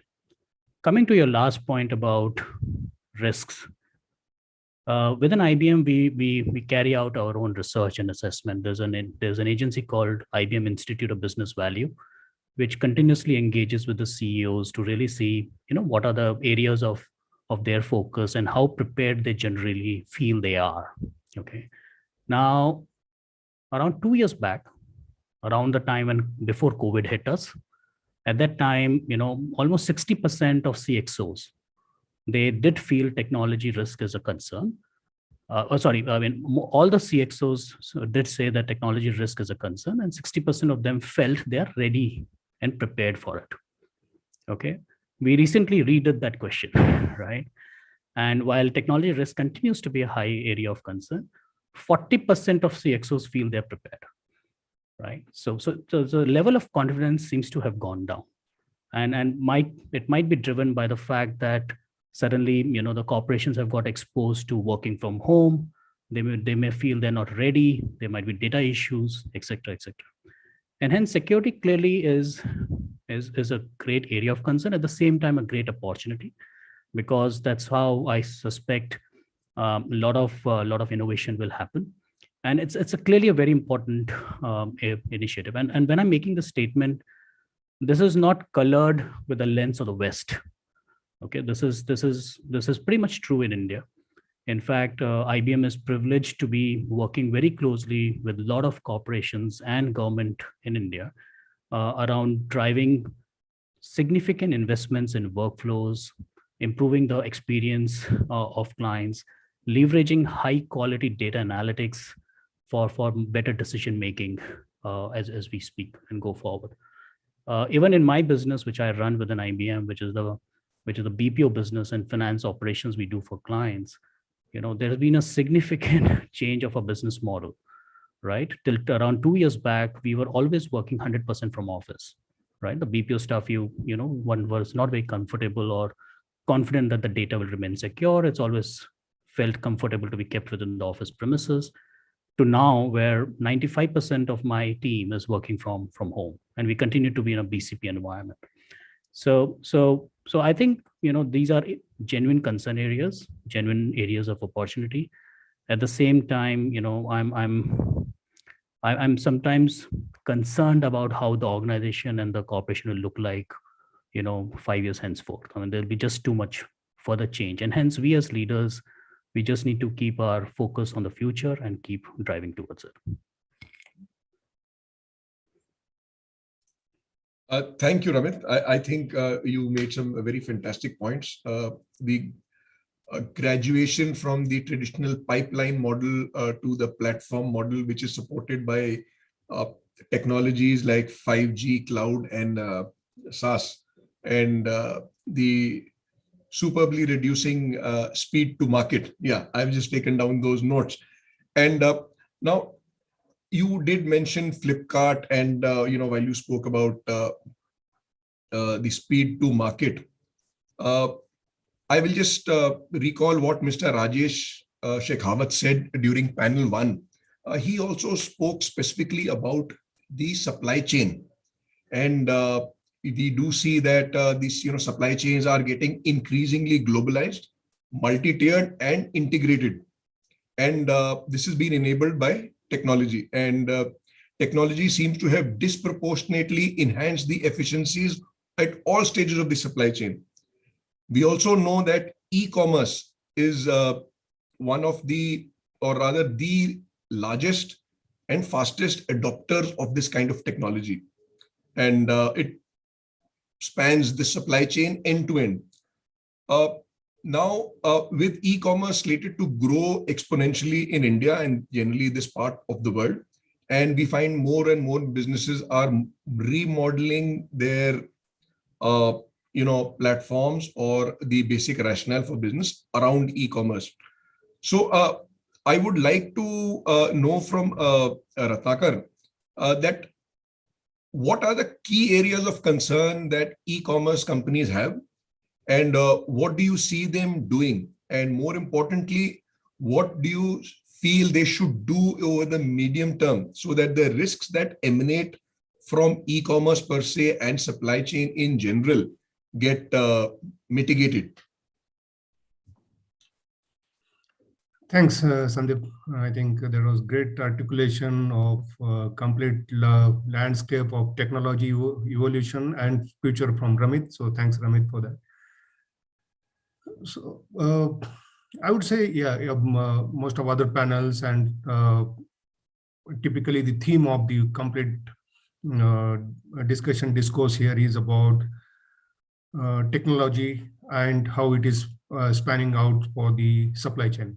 So e-commerce is essentially a supply chain, but which is driven by the technology. And as we can see, there are multiple companies with different platforms and those websites on primarily those websites are basically a virtual marketplace where customers and I will say the sellers, they come together. And if you look at the exponential growth, this industry is supposed to be, say, something like 250 billion by 2027, 26, 27. And somewhere I read it is about to be 350 billion by 2030. So in next 7 to 8 years. The challenge here is that customers are getting enabled because of the proliferation of mobiles, the free data, as well as they're getting demanding, and that demanding customers are putting a lot of stress in the competition. And you can see that deliveries are happening in, say, 30 minutes or 40 minutes, 1 hour, etc., etc., etc. And those areas are actually adding a lot of challenges to the e-commerce space. So if you look at the risk perspective, those will not be, so if you keep it simple, those will not be different from any other business risk. Typically, I would categorize them. Complexity is definitely growing. But if you look at the scale is bringing a lot of volume and GMV to the e-commerce companies and the complete supply chain engagement. However, risks are also exponentially growing, typically in the areas of risk to people, assets, operations, and brand. People are central to any e-commerce supply chain fulfillment. Ultimately, this is the last mile delivery person going to a customer and delivering the right product on right time with right quality to a customer, because the whole e-commerce landscape is driven by the customer satisfaction. And if you could see that, hundreds of thousands of people there on the ground, from Flipkart to Amazon to Swiggy and Zomato, etc., on bikes and going on the ground, the first risk come to mind is people risk and how we can govern that risk. Next is, of course, assets. This supply chain is exponentially growing, and there is a race to cover every single pin code in India at the moment. So assets will go on ground. As assets will grow on ground, they are getting exposed to all the ground risks, diversified, geographical, socio-economical, political, and whole landscape in India. A lot of speakers have talked about it. So people, assets, and when people and assets are impacted, it is, of course, operation is impacted. The bigger challenge is that when operation of any particular enterprise gets impacted, it's a brand and reputation risk. And next comes, of course, the economic and business, the finance risk, etc., because your volumes get impacted. So if you look at operational continuity, obviously it is business continuity. So overall, if you look at the complete landscape of the risk, which goes from the last mile employee or small delivery center, it actually, kind of evolves into the larger brand or reputation risk. So if the summarizing the whole thing, I feel risk professionals, they can simplify the whole gamut of the risk management in these buckets. And going back to the basics, so if you look at the security risk management, you secure the people, you secure the sites, you secure the brand and reputation. And how can we do this? We can do it only by the risk governance.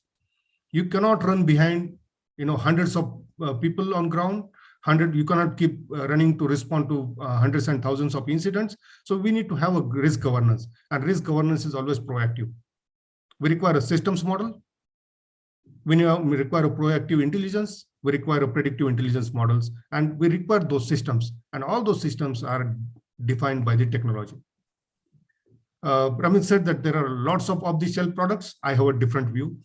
There may be a lot of off-the-shelf products, but there are very few tailor-made products which are serving the needs of different businesses and which are actually scalable. At one point, so these look at the e-commerce model. Some of the integrated e-commerce and supply chain companies.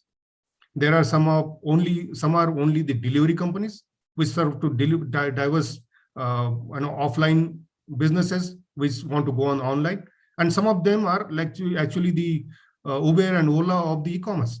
They call themselves e-commerce companies, but they don't own any supply chain. Look at the integration of data. Today, I engage as a delivery enterprise. I engage some of the companies for delivery. Tomorrow, that engagement is gone. What happens to the customer data? What happens to the vendor data? What happens to the supply chain, complete supply chain data, payment data, for example? So all these complexities are actually exposing the companies to the risk.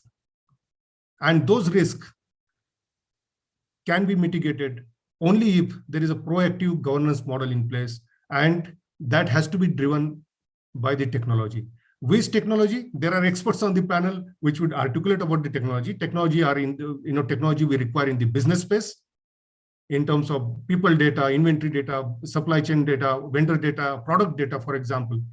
But on the other hand, in the risk management, we require very robust, scalable, sustainable, easy to use technologies, the affordable, technologies to be available in the ecosystem where the data like data for risk management, data for business continuity, anti-counterfeit, etc., which is emerging field now, which is an emerging risk for all businesses to be careful of. Those technologies need to evolve, and they need to evolve commensurate with the speed of the business, exponential speed of the business with this e-commerce and supply chain business, which is evolving. That is where we have a big opportunity for companies like us, companies in the ecosystem, as well as partners like MitKat and a lot of other technology partners. So I would say risks are evolving and they are very dynamic. We'll be doing very well if we are matching our speed of predictive risk intelligence and proactive risk mitigation efforts, which a lot of speakers have articulated, which are very collaborative. So that's my take on this. Thank you very much. Yes, very, very valid points made. And you have brought out two very important aspects related to the way business is done these days. You mentioned about payments, and you mentioned about fraud leading to requirement of forensics. So now we, and I will request Sai Chandrasekhar to speak about this. We find that as businesses are moving toward the platform model, so are the payment systems also increasingly graduating to the digital realm. And we have companies, it can be a thelawala, a vendor, or it can be the biggest of tech companies. All seem to be increasingly providing a multitude of e-payment options. Sadly, but certainly, financial e-frauds have also been observed to be on the rise, thereby causing loss not only to the payers, but also to businesses and their brands and reputes. So I would like to know from you, what are the typical vulnerabilities and features in the e-payment process in general, not something very, very specific to a particular platform. Which are these gaps or vulnerabilities that are most easily exploited by fraudsters? And as a common user or as an organization also, what are the few measures I can take to mitigate this kind of a risk? Sai Chandrasekhar, please. Thank you, Sandeep. Thanks for directing this question towards me. But even before I start answering that question, let me just say that, that opportunity seldom comes where you are actually part of a panel and you emotionally connect to what your prior panelists have just said. So Ratnakar, Ramit, thank you so much for all that you said. There is a bit of an emotional connect. I feel the pain. I feel where, we're very passionate about what we want to do here. But yes, I mean, yeah, that's not something that I always feel, but yes, thank you for that.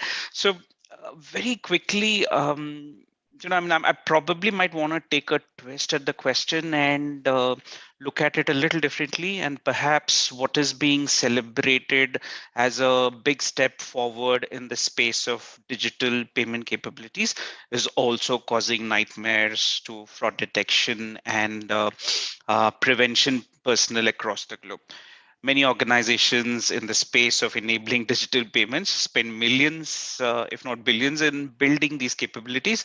And ironically, the fraudsters only have to spend a fraction of that to breach or work around the security features. Today, if we were to talk numbers, over 54 countries across the world have real-time payment systems enabled.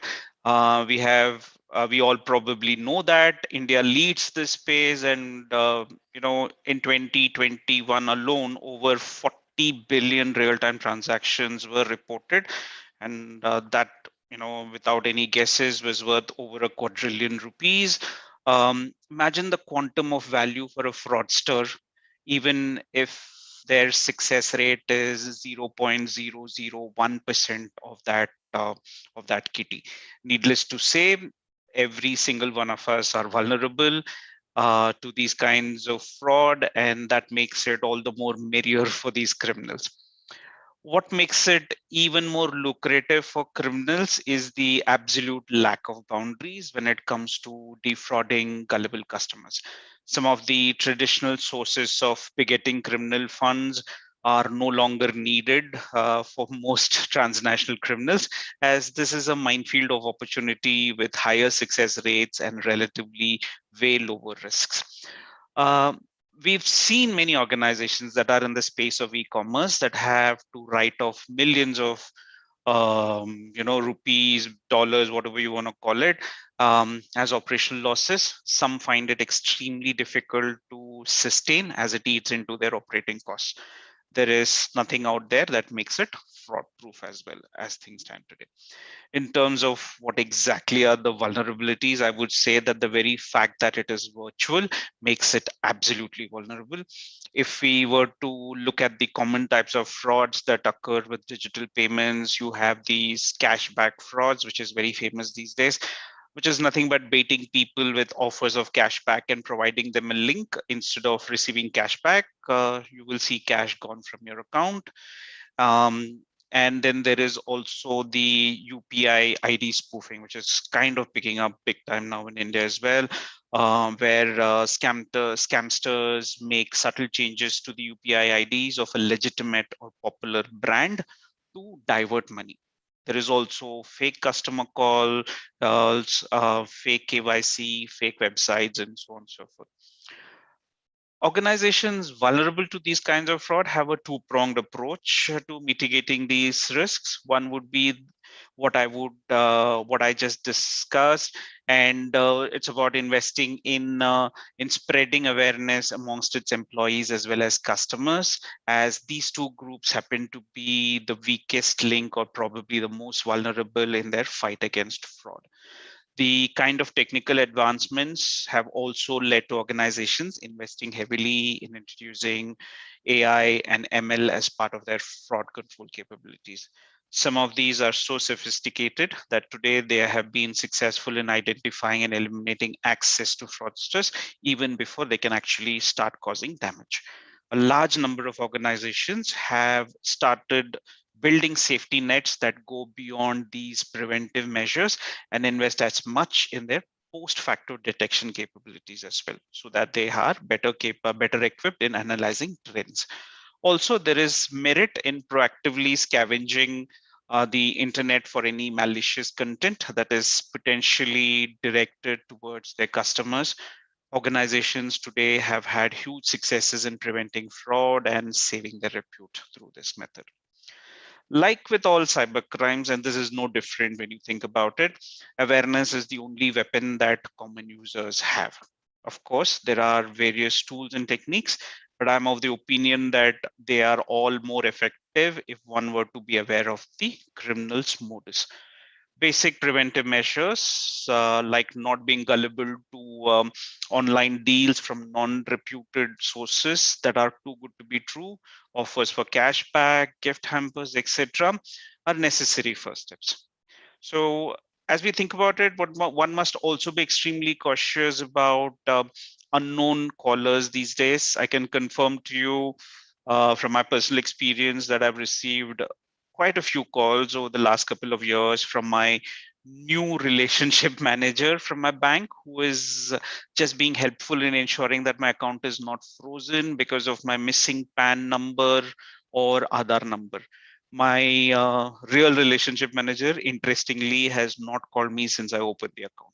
So these scam artists will always try and will make and they will try to kind of protect their interests in terms of scamming us, but we will always have to remain alert.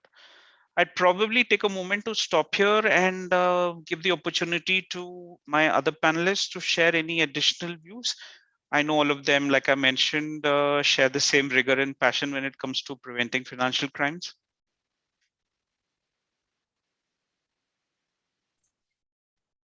Would any of the panelists like to add on to what Sai has just told us? Right. Sandeep, so I would like to add. So thanks. Yes, please. Thanks. Very, great insight in a very simplistic manner.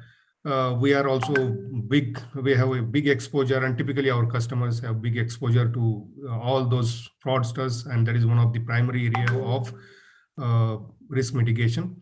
I think the fundamental thing which drives the mitigation is the consumer awareness and digital education. So from housewives to elderly people to children, now they are using online payment modes for the ordering on the e-commerce.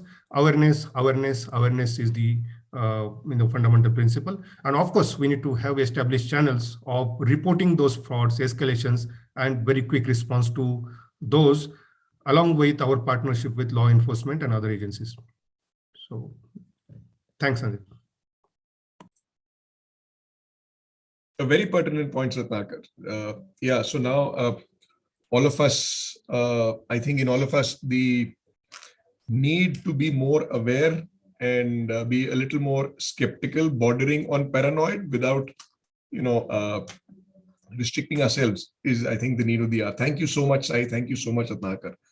Now, going forward, as India develops, we find that,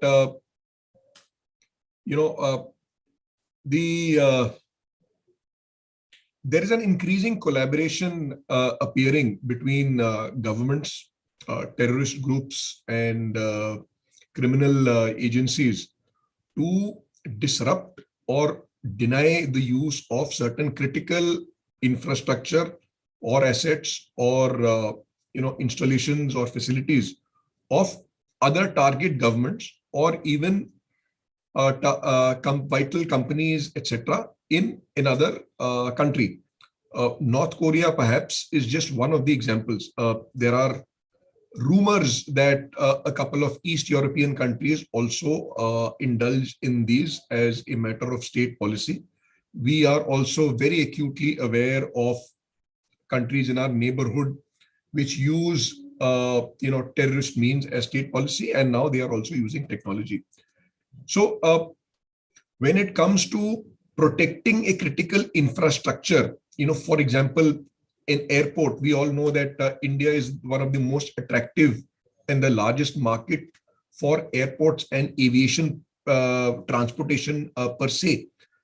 So I'd like to request Mr. Ratndeep Joshi, to throw some light on what are the kind of technology threats or concerns that a very, very critical asset such as an international airport, or it could be a smaller airport, etc. What are the areas of concerns, and what could be the impact of any kind of a breach or an attack, and what needs to be done? Because the similar precautions could perhaps also be taken by any other public infrastructure. Over to you, sir. Thank you, Sandeep, and it was very enlightening listening to all my co-panelists and people or experts, leaders before them. Am I audible? Okay, so very clearly, sir. I am at work. Unfortunately, we do not have the luxury of, I would not say luxury. Our systems require us to be present on the ground because the airports, except for the 1 week lockdown in 2020, have always been there as a leader or in the forefront of all efforts against COVID and moving people. As I start, let me give you, some numbers, and also, we move around. The Bangalore airport before COVID was the fastest growing airport in the world. We double our capacity of passengers who travel through us every 3 years. So before the pandemic, we were handling 33.6 million passengers every year, which roughly translates to almost 1 lakh passengers per day. And we are now back. We were back to before the third wave. We are still going strong. We were back to 75,000. So our recovery has been almost up to 75% of what it was at pre-COVID. A lot of factors because, railway travel, as we knew it once upon a time, the Rajdhanis and the Shatabdis perhaps are now very exotic. Now we have the 360-degree view. So those are all disappearing. Things have changed. People like to travel by air. So, and also the airport is one establishment which needs to be open to public open to users, and at the same time be very, very secure. The threats to civil aviation, I would not go into it. We have experienced it in forms of all the attacks which happened, the Kandahar in hijacking and all that. So I will not go into it. So it needs to be very secure. But at the same time, we would like our the travelers to have an experience. I think the keynote address before that spoke about experiences, and at Bangalore Airport, we take it as a pride that we give a good experience to the traveler. Which means we integrate with airlines, we integrate with cargo, we integrate with travel portals, we integrate with the air traffic controller. We provide, we are a hyper connected organization. So as numbers increase, as we reach these mind-boggling figures, it cannot happen, without technology. For us, there is no alternative. We are on the technology, we have the tiger by the tail, and we have to ride it. And we see opportunities in that. We are innovative. Now, coming to the technology risks, or the panel, this panel is dedicated to technology risks. So the more we get involved with technology, we need to be more mindful of the risks. Sandeep, you asked for some incidents. I can give you some incidents which are, when we were growing up, we came across this movie Die Hard, which one of the series is around an airport. While that is, theoretically possible, let me clear, at least the current systems are totally isolated. So maybe getting into the systems would be very, very difficult, but then you always have an insider threat, which is, I think all people in technology are very, very aware that no matter what you do, the insider threat always figures high in the radar, and very rightly so. Apart from, those ATC and the landing kind of disruptions, I can give you many examples where ticketing systems have failed, because of some issues with the network. Now, those issues could be technical, usual faults, or it could be a deliberate attempt, or it could be a deliberate act by a malicious actor who would like to see disruptions. And imagine standing in the queue during peak hours, and then suddenly we find that the airlines or some agency has to shift over to a manual issuing of boarding cards. I don't think we would even accept it today. We've had cases where gates in other airports have failed, so the boarding gate, which gate do you go to? And most airports are huge. If you have to change your gate, it takes at least 5 to 7 to 10 minutes, running all the way to, and I think some of us have experienced, the last minute flights, catching the flights at the last minute. So these are, this is possible. We've had cases where, Ratnakar is from the e-commerce entity, and we support e-commerce, all the one-day deliveries, the same-day delivery. Now we used to wait for 3 days, then we went to one-day delivery, and now we have the same-day delivery, right? So the same-day delivery, how does it move? It has to move through air, and the systems which the airports have for the cargo have to be so efficient and so linked to whatever, say, e-commerce companies are sending to us, that they need to move them out quickly and with a lot of speed. So when we have these kind of systems, we are also very, very vulnerable as an airport, which is hypersensitive by its nature, and second is by the enormous interconnect that we need to have with stakeholders, both upstream as well as downstream. So in that context, airports also are a hive of systems which can be disrupted. Like I said, boarding gates, disruption. Imagine a baggage belt failure. Baggages don't go, whereas people travel. It has happened, during peak hours. Sometimes the baggage belts have failed. Passengers have gone, and imagine coming to Delhi in the cold, with all my warm clothing in my check-in's bag. I can't go any further than that. So those are some. Then we have PII. PII is something which is very protected. I think a lot of us spoke about, customer information, credit card numbers, because the airlines ticketing counters and systems process that. And we also have now, we are going in for biometrics, to make it easier for passengers to enter. So biometric data is one more added element which we need to keep safe and secure. We roughly have probes of running into millions per month. We run, our cyber security team generally looks at billions of probes per month. I think most critical infrastructure are in that order of magnitude. We also have to give free Wi-Fi, for 45 minutes. So I'm sure a lot of tech companies would raise their hands and say no free Wi-Fi, no Wi-Fi for outsiders, no Wi-Fi, because credentials become very important. We have, phishing, we have instances of phishing, we have, and we also give, we can also be probed by compromised mobile phones, because a lot of data resides in mobile phones. So if you have an app which gives you information on the airport and your mobile phone is compromised, that bot will try to access the airport or at least scan it, so all these add to the complexities. So this is, very brief, because I think, I'm the last speaker.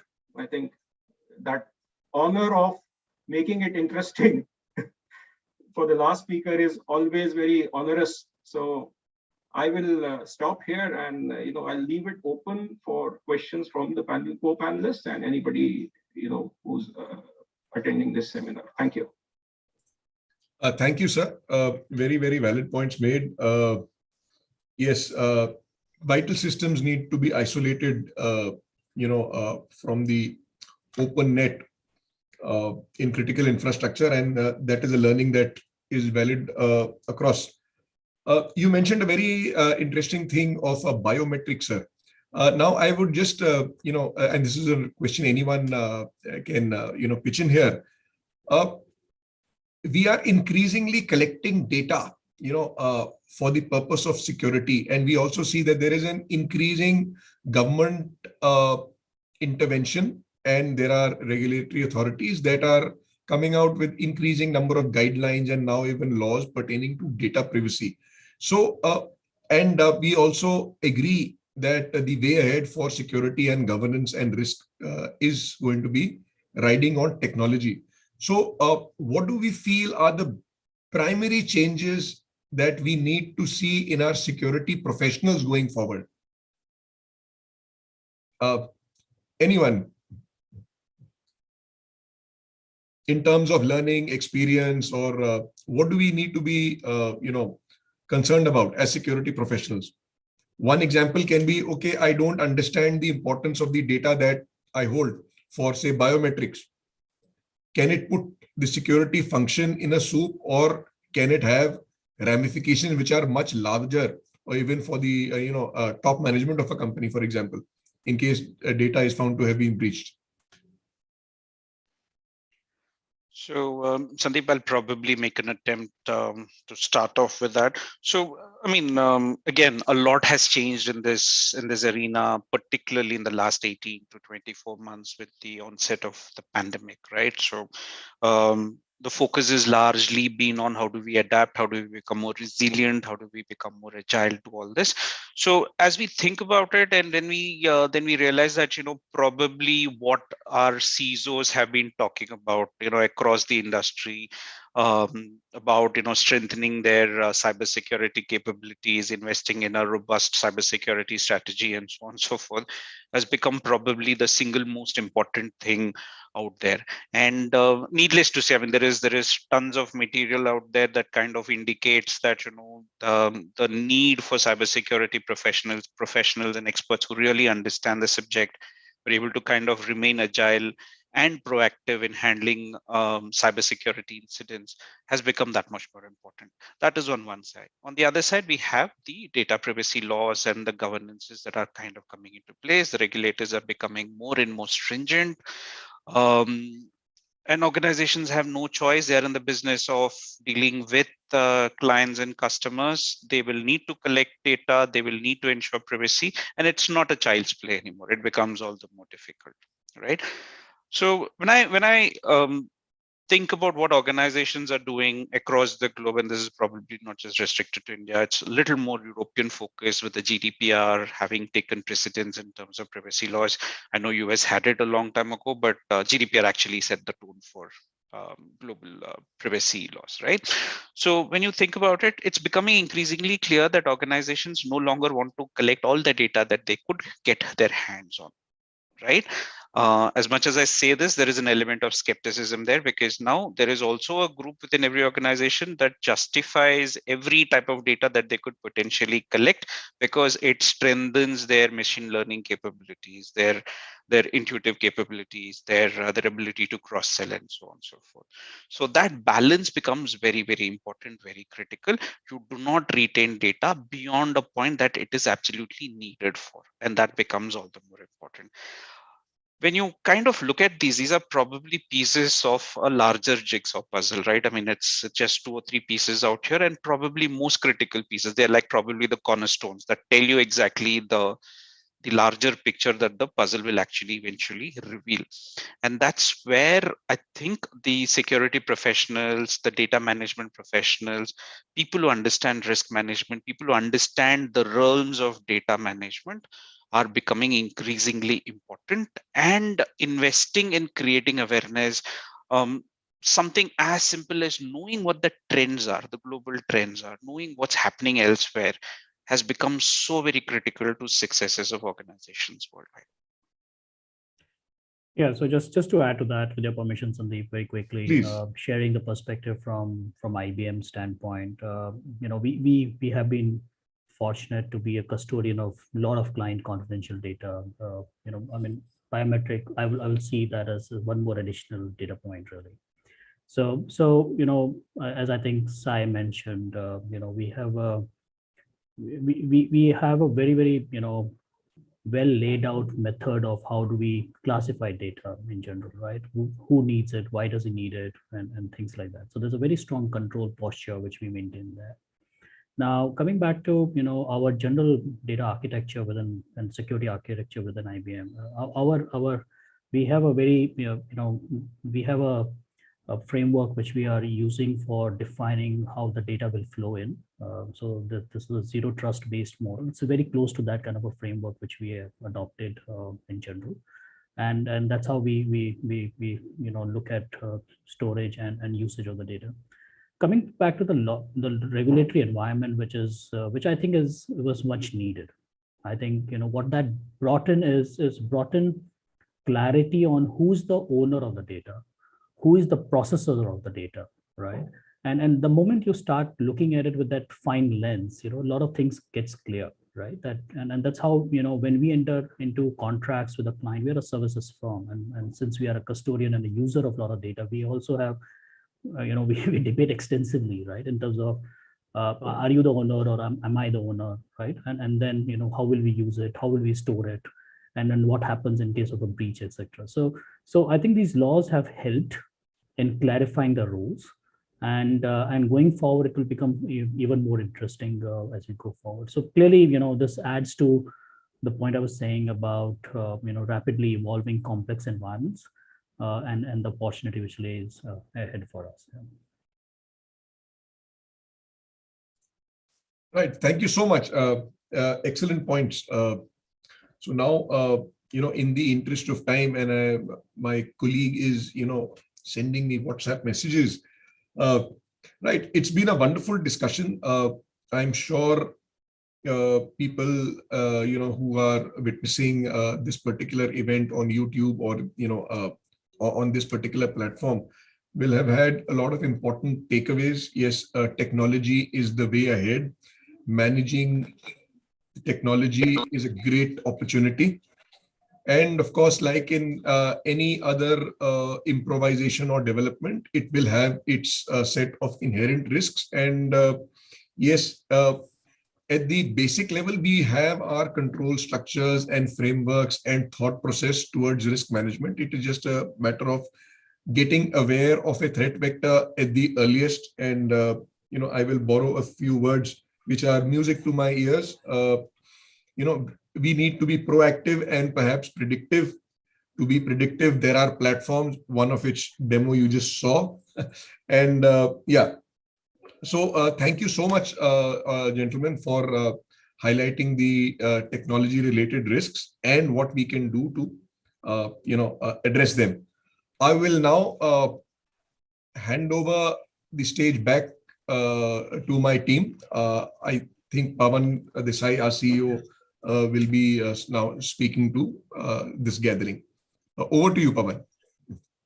Thank you very much. I think I hope I'm audible. I think I have the easiest of the job. Just to summarize, I think the great things have been. I thought I'll just come at the end, just log in at the start and come at the end, but I have not been able to move from my seat. I think there have been fantastic insights from each speaker to just to sum the whole thing. I think one thing which came out very evidently and very clearly is that we are moving towards the constant changing era. That reminds me of a book I read from which was called Inevitables, that we are moving to the world of protopia, which is going to continuously change. So we are not going to get even a breath to come. So it may be Omicron, it may be Monitron, it may be something else, it may be cyber attack, but things are going to be there. Action is going to be, and we as security risk and I think corporate services professionals, we are going to be at the center of the entire chain. So I think all the best to the young people who are going to get into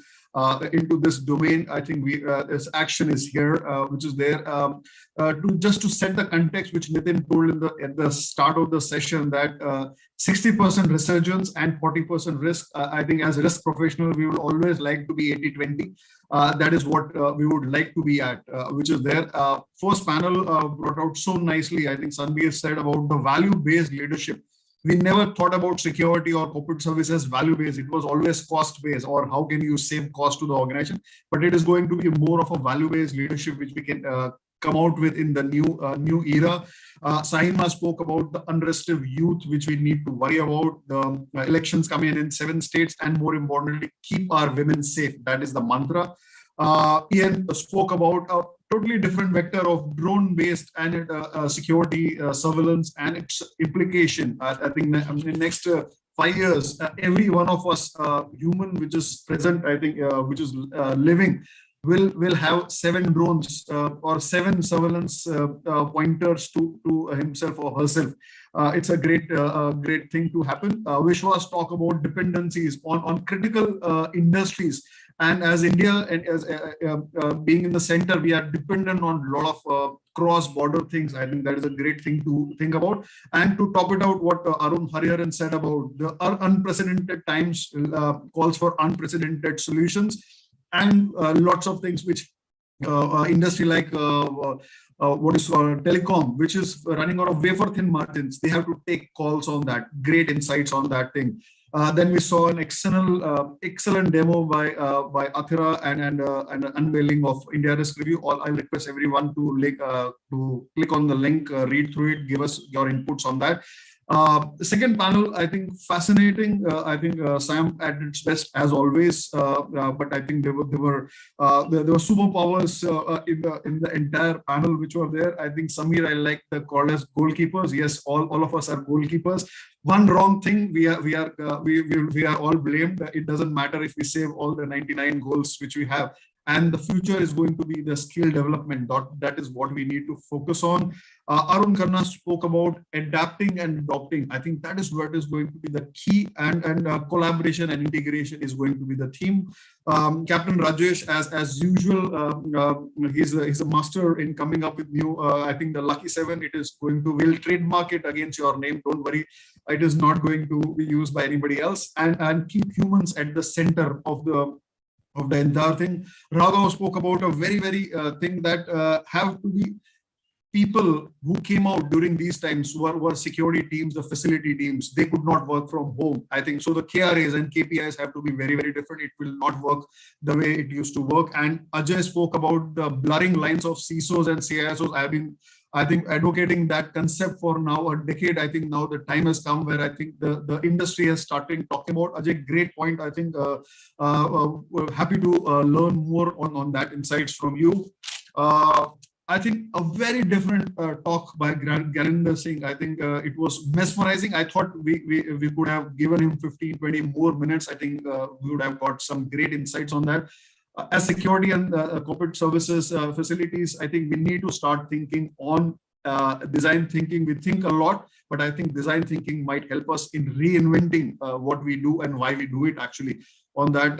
And that led us to the last and a great panel of technology. Risks are evolving, risks are changing drastically and very, the speed is amazing. So what Ramit spoke about, organizations from large applications, we are moving towards what you said is platforms and going towards microservices. That is going to be the future, and that is how the whole world is going to be evolved.